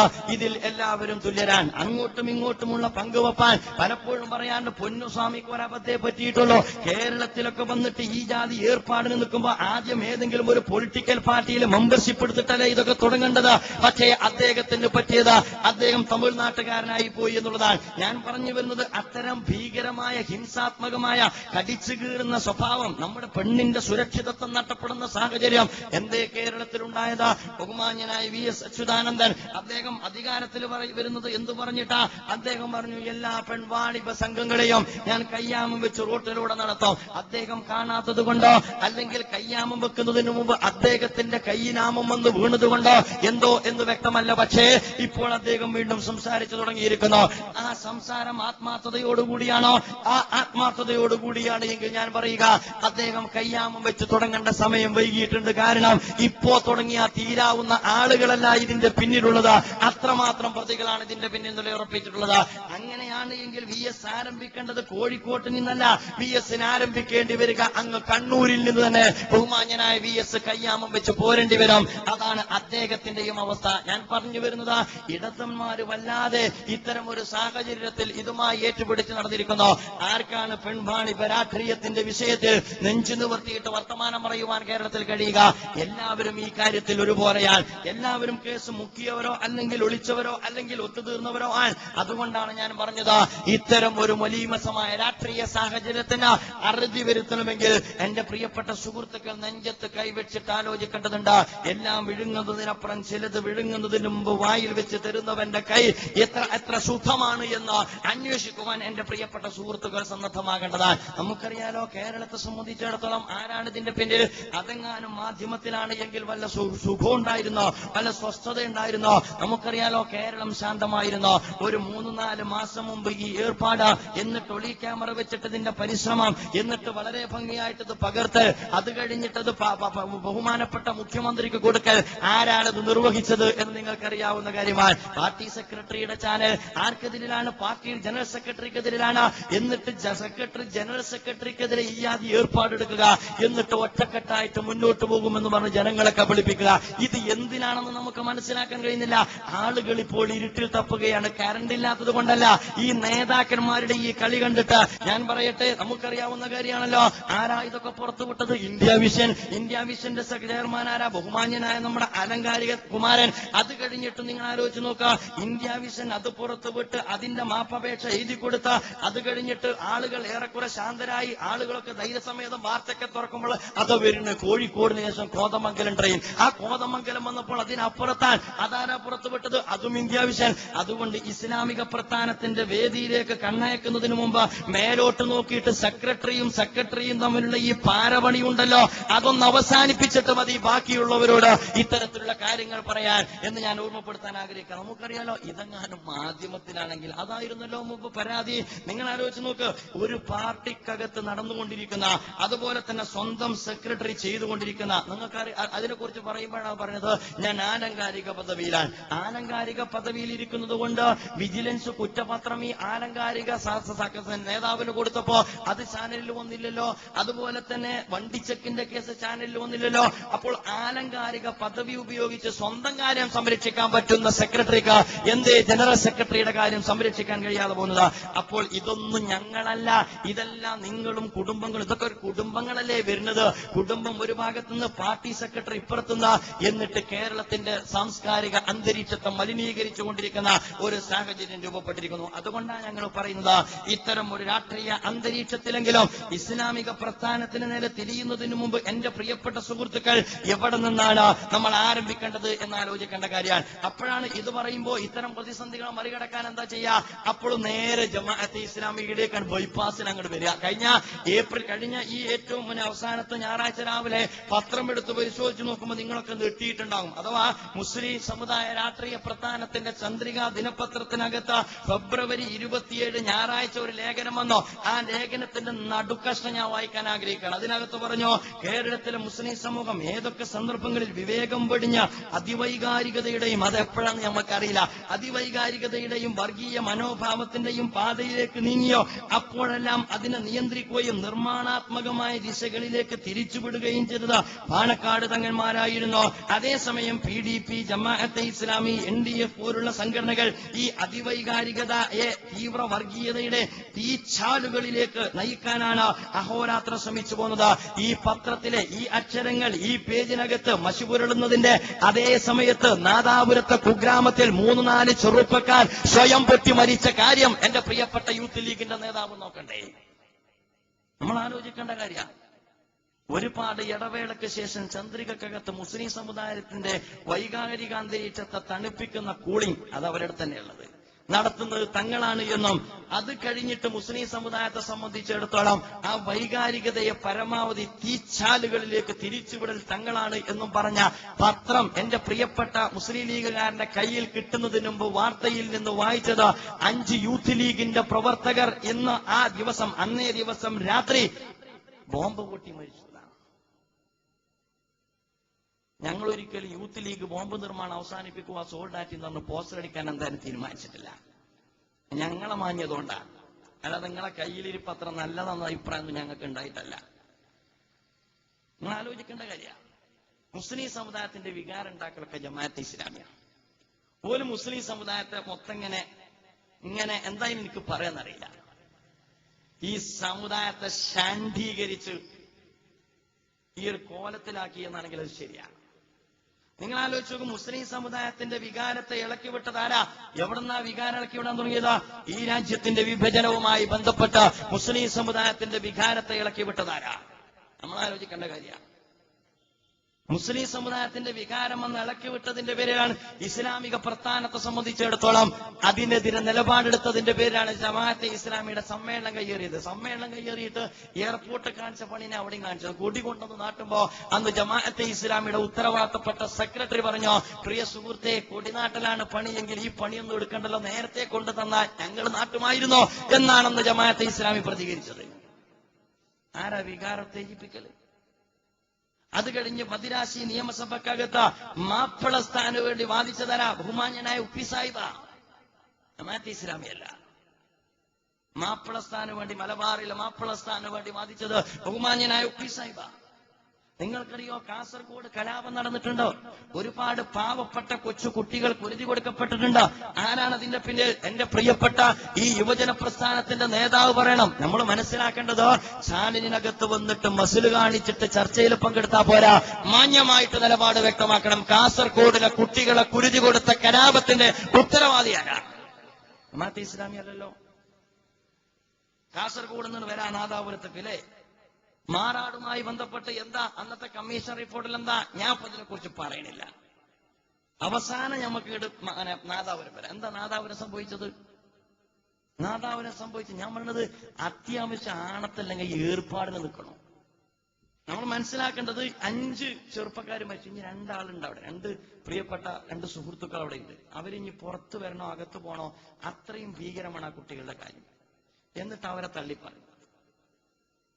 കഴിഞ്ഞ തൊട്ട് മുമ്പുള്ള പദയാത്രയിൽ നടന്ന ആളുകളാണ്, പദയാത്ര നടത്തിയ ആളുകളാണ്.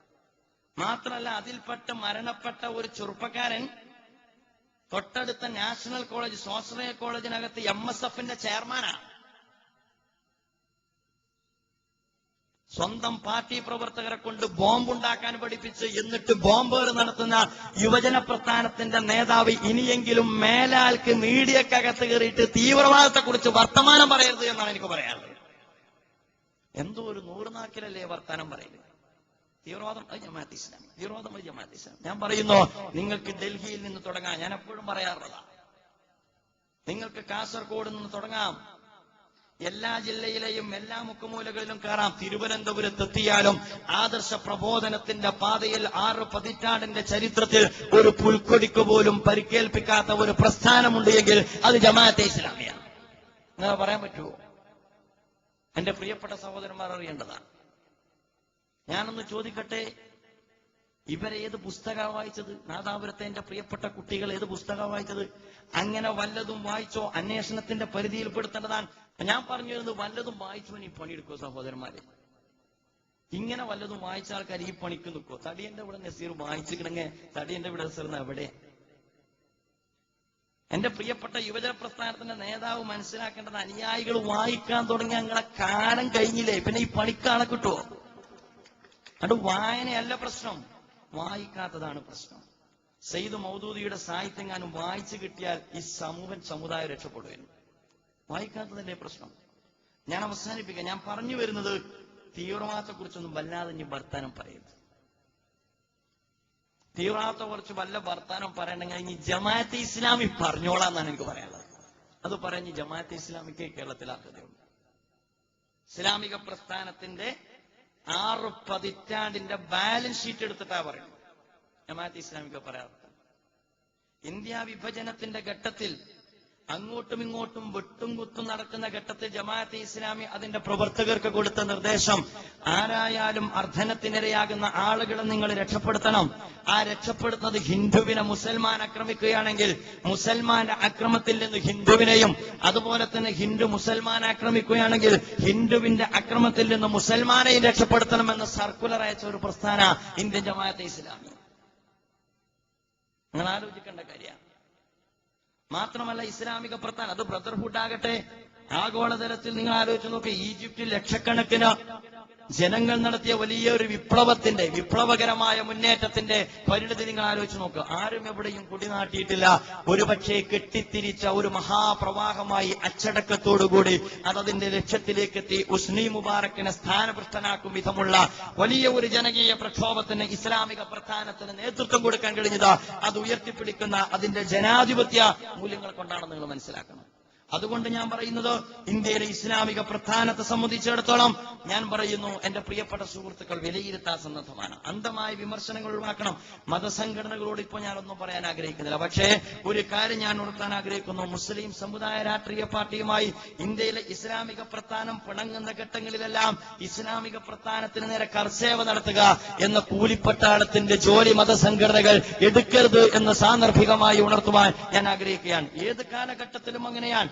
ഇന്ത്യയിലെ ഇസ്ലാമിക പ്രസ്ഥാനം രൂപീകരിച്ചത് മുതൽ നിങ്ങൾ ആലോചിച്ച് നോക്ക്, രൂപീകരണത്തിന് മുമ്പ് മതസംഘടനകൾ അവരുടെ അനുയായികൾക്ക് കൊടുത്ത നിർദ്ദേശങ്ങളിൽ നിങ്ങൾ ചേരേണ്ടുന്ന പാർട്ടി ഏത് എന്നിടത്തിൽ നിന്ന് തുടങ്ങി ചരിത്രത്തിൽ പലപ്പോഴും മുസ്ലിം സമുദായ രാഷ്ട്രീയ പ്രസ്ഥാനത്തിന്റെ വ്യതിചലനത്തോട് ഇസ്ലാമിക പ്രസ്ഥാനം വിയോജിക്കുകയോ അല്ലെങ്കിൽ യോജിക്കാതിരിക്കുകയോ ചെയ്യുന്ന ഘട്ടങ്ങളിലെല്ലാം ജമാഅത്തെ ഇസ്ലാമിക്ക് നേരെ സമുദായ രാഷ്ട്രീയ പ്രസ്ഥാനത്തിന്റെ പക്ഷത്തിൽ നിന്നുകൊണ്ട് അതിശക്തമായ അറ്റാക്കിംഗ് ആ കാലഘട്ടങ്ങളിൽ മതസംഘടനകളുടെ ഭാഗത്ത് നിന്നുണ്ടായിട്ടുണ്ട്. പക്ഷേ ഞങ്ങൾ അതിനെ ഏതെങ്കിലും അർത്ഥത്തിലുള്ള പരിഭവം പറയുകയില്ല.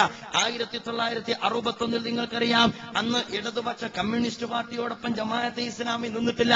പക്ഷേ അന്ന് ഇസ്ലാമിക പ്രസ്ഥാനം PSPയും കോൺഗ്രസും മുസ്ലിം ലീഗും ഉൾക്കൊള്ളുന്ന മുക്കൂട്ട് മുന്നണിയെ പിന്തുണക്കാത്തതിന്റെ പേരിൽ അന്ന് 5, 6, 7 പണ്ഡിതന്മാരടങ്ങുന്ന ഫത്വ അന്ന് ഇസ്ലാമിക പ്രസ്ഥാനത്തിന് നേരെ അല്ലെങ്കിൽ ഇസ്ലാമിക പ്രസ്ഥാനത്തെ മുന്നിൽ വെച്ചുകൊണ്ട് മതമില്ലാത്ത കമ്മ്യൂണിസ്റ്റ് പാർട്ടിയെ പിന്തുണക്കുന്നത്, അതിന്റെ കടന്നുവരവിന് അവസരമൊരുക്കുന്നത് ഇസ്ലാമിക വിരുദ്ധമാണ് എന്ന സ്വഭാവത്തോടുകൂടി മതസംഘടനകൾ പ്രസ്താവന ഇറക്കി, ഫത്വ ഇറക്കി. നിങ്ങൾ ആലോചിച്ച് നോക്കുക. എന്നിട്ട് കമ്മ്യൂണിസത്തെ അതിശക്തമായി നിശ്ചിതമായി വിമർശിച്ച ആ കമ്മ്യൂണിസത്തിനെതിരെ ജമാഅത്തെ ഇസ്ലാമി അണിചേരാത്തതിലുള്ള പരിഭവം രേഖപ്പെടുത്തിയ കൂട്ടര് 1967 വന്നപ്പോൾ എന്താ സംഭവിച്ചത്? 1967 ഇതേ മുസ്ലിം സമുദായ രാഷ്ട്രീയ പാർട്ടി ഈ കമ്മ്യൂണിസ്റ്റ് പ്രസ്ഥാനവുമായി കൂട്ടുചേർന്ന ഘട്ടത്തിൽ ഒന്നും മിണ്ടാൻ അവർക്കുണ്ടായിരുന്നില്ല. അന്ന് അവസാനം അവർ അതിനെക്കുറിച്ച് പറഞ്ഞത് അത് ഹുദൈബിയ സന്ധ്യ. ജമാഅത്തെ ഇസ്ലാമി അതിന്റെ നിലപാടെടുക്കുമ്പോൾ ഹുദൈബിയ സന്ധ്യയെ ഉദ്ധരിക്കാൻ പാടില്ല. പക്ഷേ അവര് കമ്മ്യൂണിസ്റ്റ് പാർട്ടി, അന്നത്തെ കമ്മ്യൂണിസ്റ്റ് പാർട്ടി ഇന്നത്തെ മയം വന്ന കമ്മ്യൂണിസ്റ്റ് പാർട്ടിയല്ല, നല്ല പശുമാർക്ക് സാധനമാണ്. ആ ഘട്ടത്തിലാണെന്ന് ഇടതുപക്ഷവുമായി സഖ്യത്തിലേർപ്പെട്ടത് എന്ന് നമ്മൾ അറിയേണ്ടതുണ്ട്. അത് കഴിഞ്ഞ് 1975 അടിയന്തരാവസ്ഥയുടെ ഘട്ടത്തിൽ എല്ലാവരും അണ്ണാറക്കണ്ണനും തന്നാലാവുന്നത് എന്ന സ്വഭാവത്തിൽ വന്ധ്യവയോധികനായ മതസംഘടനയുടെ നേതൃനിരയിലുള്ള ഉത്തരവാദപ്പെട്ട ഒരു വ്യക്തി ഇവിടെ നിന്ന് കഴിയാവുന്നതുപോലെ ഫ്ലൈറ്റ് കയറിയിട്ടോ കപ്പൽ കയറിയിട്ടോ എന്നറിയില്ല കഅബാലയത്തിൽ പോയിട്ട് കില്ല പിടിച്ചിട്ട് ആ മനുഷ്യൻ, പാവപ്പെട്ട വന്ധ്യവയോധികനായ മനുഷ്യൻ ഇന്ദിരാഗാന്ധിയുടെ ദീർഘായുസിനു വേണ്ടി പ്രാർത്ഥിച്ചോ? ഒരുപക്ഷെ അള്ളാഹു പ്രാർത്ഥന സ്വീകരിച്ചതുകൊണ്ടാകാം തൊട്ടടുത്ത ഇലക്ഷനിൽ ഇന്ദിരാഗാന്ധി തോൽക്കുകയും ചെയ്തത്. നിങ്ങൾ ആലോചിച്ച് നോക്ക്. ഇങ്ങനെ ഏതെല്ലാം ചാൻസ് കിട്ടുന്നുണ്ടോ? കോട്ടക്കൽ സമ്മേളനത്തിൽ നിന്നും സംഗമത്തിൽ നിന്നും ഇസ്ലാമിക പ്രസ്ഥാനത്തെ ഒഴിവാക്കിയപ്പോ ഇസ്ലാമിക പ്രസ്ഥാനത്തിലെ പ്രവർത്തകർക്ക് തോന്നി ഒരു സമുദായത്തിന്റെ കൂട്ടായ്മയിൽ നമ്മൾ ഒഴിവായല്ലോ. ഞാൻ മനസ്സിലാക്കുന്ന അള്ള പിടിച്ച് മെല്ലെ മാറ്റി നിർത്തിയതാ. ഈ കപ്പൽ പോണത് നല്ല കോലത്തിലല്ല, ഇത് മുങ്ങാൻ പോവുക, അതിലെന്തായാലും ജമാഅത്തിനെ പോലെ വൃത്തിയുള്ള ഒരു സാധനം പെട്ടുപോണ്ടെന്ന് വിചാരിച്ചിട്ട് അന്ന് അള്ള ഇടപെട്ടതാ. നമുക്ക് പടച്ചോൻ എങ്ങനെ ഇടപെടാന്ന് പറയാൻ പറ്റൂലല്ലോ. പടച്ചോൻ എങ്ങനെ ഇടപെടും? അന്ന് കോട്ടക്കെന്നാണ് മാറുണ്ട്. കഴിഞ്ഞിട്ടില്ല. അത് കഴിഞ്ഞിട്ടുണ്ട് നിങ്ങൾ ഫോട്ടോ വെച്ചിട്ട് ഉറച്ചു നിൽക്കും. എവിടെയാണ് ഈ ഉറച്ചു നിൽക്കുന്നത്? കാലുറക്കാത്ത ഭൂമിയിലാണ് ഈ ഉറച്ചു നിൽക്കും എന്ന് പറയണത്. പക്ഷെ ജമാഅത്തെ ഇസ്ലാമിക്ക് ആ ഗതി വന്നിട്ടില്ല. അത് അള്ളാഹ് കാത്തില്ല. അപ്പൊ ഞാൻ പറഞ്ഞു വരുന്നത് മതസംഘടനകളെ കുറിച്ച് ഞാൻ പറയുന്നത് 10 പറയുന്നുള്ളൂ. അതിനപ്പുറം ഞാൻ പറയുന്നില്ല. മതസംഘടനകൾ ഗൗരവത്തിൽ ആലോചിക്കണം. അൽ ഉലമാ വറസത്തുൽ അംബിയാ, പ്രവാചകന്മാരുടെ പിൻഗാമികളാണ് പണ്ഡിതന്മാരെന്ന് പറയുന്നത്. ആ ദൗത്യം എന്റെ പ്രിയപ്പെട്ട പണ്ഡിതന്മാർ നിർവഹിക്കണം എന്ന് ഞാൻ പറയുകയുള്ളൂ. ഇസ്ലാമിക പ്രസ്ഥാനത്തെ അറ്റാക്ക് ചെയ്യുക എന്നതൊരു ജീവിതവ്രതമായിട്ട് ഒരുപാട് ആളുകൾ കൊണ്ടാടുന്നുണ്ട്. എന്നിട്ട് അത് ക്ലിപ്പിംഗ്സിന്റെ അകമ്പടിയോടുകൂടി എല്ലാവിധ ആവഭാവങ്ങളോടുകൂടി പ്രത്യേകമായ ഒരു ബോഡി ലാംഗ്വേജോടുകൂടി അവതരിപ്പിച്ചുകൊണ്ടിരിക്കുന്ന ഒരു കുഴപ്പമല്ല. പക്ഷേ വൈകൃതങ്ങളുടെ പ്രബോധനം നിങ്ങൾ നിർവഹിക്കരുത്. തലവെട്ടി എന്നിട്ട് കാലുവെട്ടി എന്നിട്ട് വികൃതമായ ക്ലിപ്പിംഗ്സോടുകൂടി ജമാഅത്തെ ഇസ്ലാമിയെ അറ്റാക്ക് ചെയ്യുന്നവരോട് ഞങ്ങൾ പറയുന്നു, എന്തായാലും ആ വഴി ഞങ്ങൾ സ്വീകരിക്കില്ല. പക്ഷേ നിങ്ങൾ പരലോകത്തെ ഓർത്ത് പടച്ചവരെ ഓർത്ത് നിങ്ങൾ ആത്മവിമർശനത്തിന് സന്നദ്ധമാകണമെന്നാണ് ഞാൻ പറയുന്നത്. ഒരുപക്ഷെ ഞാൻ ഓർത്തുപോകുന്നത് കോഴിക്കോട് ടൗൺ ഹാളിനകത്ത് BJPയുടെ ഉത്തരവാദപ്പെട്ട സംസ്ഥാന ഭാരവാഹിയെ അണിനിരത്തിക്കൊണ്ട് ഇസ്ലാമിക പ്രസ്ഥാനത്തിന് മതരാഷ്ട്രവാദം ഉന്നയിക്കുന്ന ക്യാമ്പയിൻ തുടക്കം കുറിച്ച ഒരു കാലഘട്ടമുണ്ടായിരുന്നു. അവിടെ നിന്നാണ് ഇത് 1-2 ഇപ്പൊ 1-2 നിന്ന് 3 എത്തിയിട്ടുണ്ട് എന്ന് നമ്മൾ മനസ്സിലാക്കേണ്ടതുണ്ട്. ഈ അത്യന്തികവാദമുണ്ടല്ലോ, ഈ അത്യന്തികവാദം സ്വയം തന്നെ നാശത്തിലേക്കാണ് തങ്ങളെ നയിക്കുന്നത് എന്ന തിരിച്ചറിവ് എന്റെ പ്രിയപ്പെട്ട എന്റെ മതസംഘടനയിലെ ഉത്തരവാദപ്പെട്ട ഉൽപ്പത്തിഷ്ണുക്കൾ എന്ന് അവകാശപ്പെടുന്ന ആ അവകാശവാദത്തിന്റെ വിപരീതമായ നയനിലപാടുകൾ വന്നുകൊണ്ടിരിക്കുന്ന എന്റെ പ്രിയപ്പെട്ട സുഹൃത്തുക്കൾ ആലോചിക്കേണ്ടതാണ്. 1 നിന്ന് 2 2 കഴിഞ്ഞിപ്പോൾ 3ാമത്തെ ഒരു സുബൈരിയാക്കൾ തുടങ്ങിയിട്ടുണ്ട്. എന്റെ നാട്ടിൽ അത് അത്യാവശ്യമുണ്ട്. അതിന്റെ പ്രത്യേകത എന്ന് പറയുന്നത് അത് കാട്ടിലേക്ക് കയറലാണ്, ഒട്ടകത്തെ അന്വേഷിക്കലാണ്, ആടിനെ മേയ്ക്കലാണ്, ഒട്ടകപ്പാല് കുടിക്കലാണ്, യമനിലേക്ക് സിയാറത്ത് ടൂർ നടത്തലാണ്. ഒരു സമുദായത്തെ 21ാമത്തെ നൂറ്റാണ്ടിൽ കാട്ടിലേക്ക് കയറ്റിവിട്ടിട്ട് ജമാഅത്തെ ഇസ്ലാമിയോട് വേദമോതരുത്. ആലോചിച്ചു നോക്ക്. 1, 2, 3 ഇനി 4ന്റെ സാധ്യതകൾ. ജിന്ന അക്കീദയാണോ അക്കീദയല്ലേ എന്ന അപ്പത്തെ ചർച്ച. അതങ്ങനെ വിടാൻ തീരുമാനിച്ചിട്ടില്ലാണ്. കുറെ കാലം അത് കുടത്തിനകത്തേന് ഇപ്പൊ പുറത്തു വന്നുകൊണ്ടിരിക്കുന്നുണ്ട്. അത് അക്കീദയാണ്, ശാഖാപരമല്ലാന്ന്. നമുക്കത് അക്കീദയായാലും വേണ്ടില്ല, ശാഖാപരായാലും വേണ്ടില്ല. ഞങ്ങൾ ഈ മനുഷ്യന്മാരെ കാര്യം ഒന്ന് പറഞ്ഞോട്ടെ.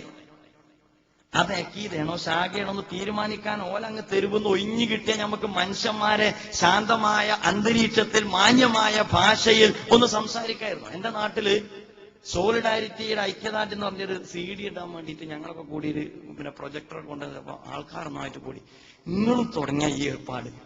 ഞാൻ പറഞ്ഞില്ല, ഞങ്ങൾ തുടങ്ങിയിട്ടില്ല, ഞങ്ങൾ വേറെ സാധനമാണ്, നിങ്ങൾ കുറച്ചേരൊന്നും മിണ്ടാണ്ടിരിക്കുക. മനുഷ്യന്മാർ ഇതിനെ കാണൊരു കോല. ഞാൻ പറഞ്ഞു, ഒരു ബഹുസ്വര സമൂഹത്തിൽ ഈ സാധനം വെച്ചിട്ട് നമ്മളെ പണിപ്പതാ.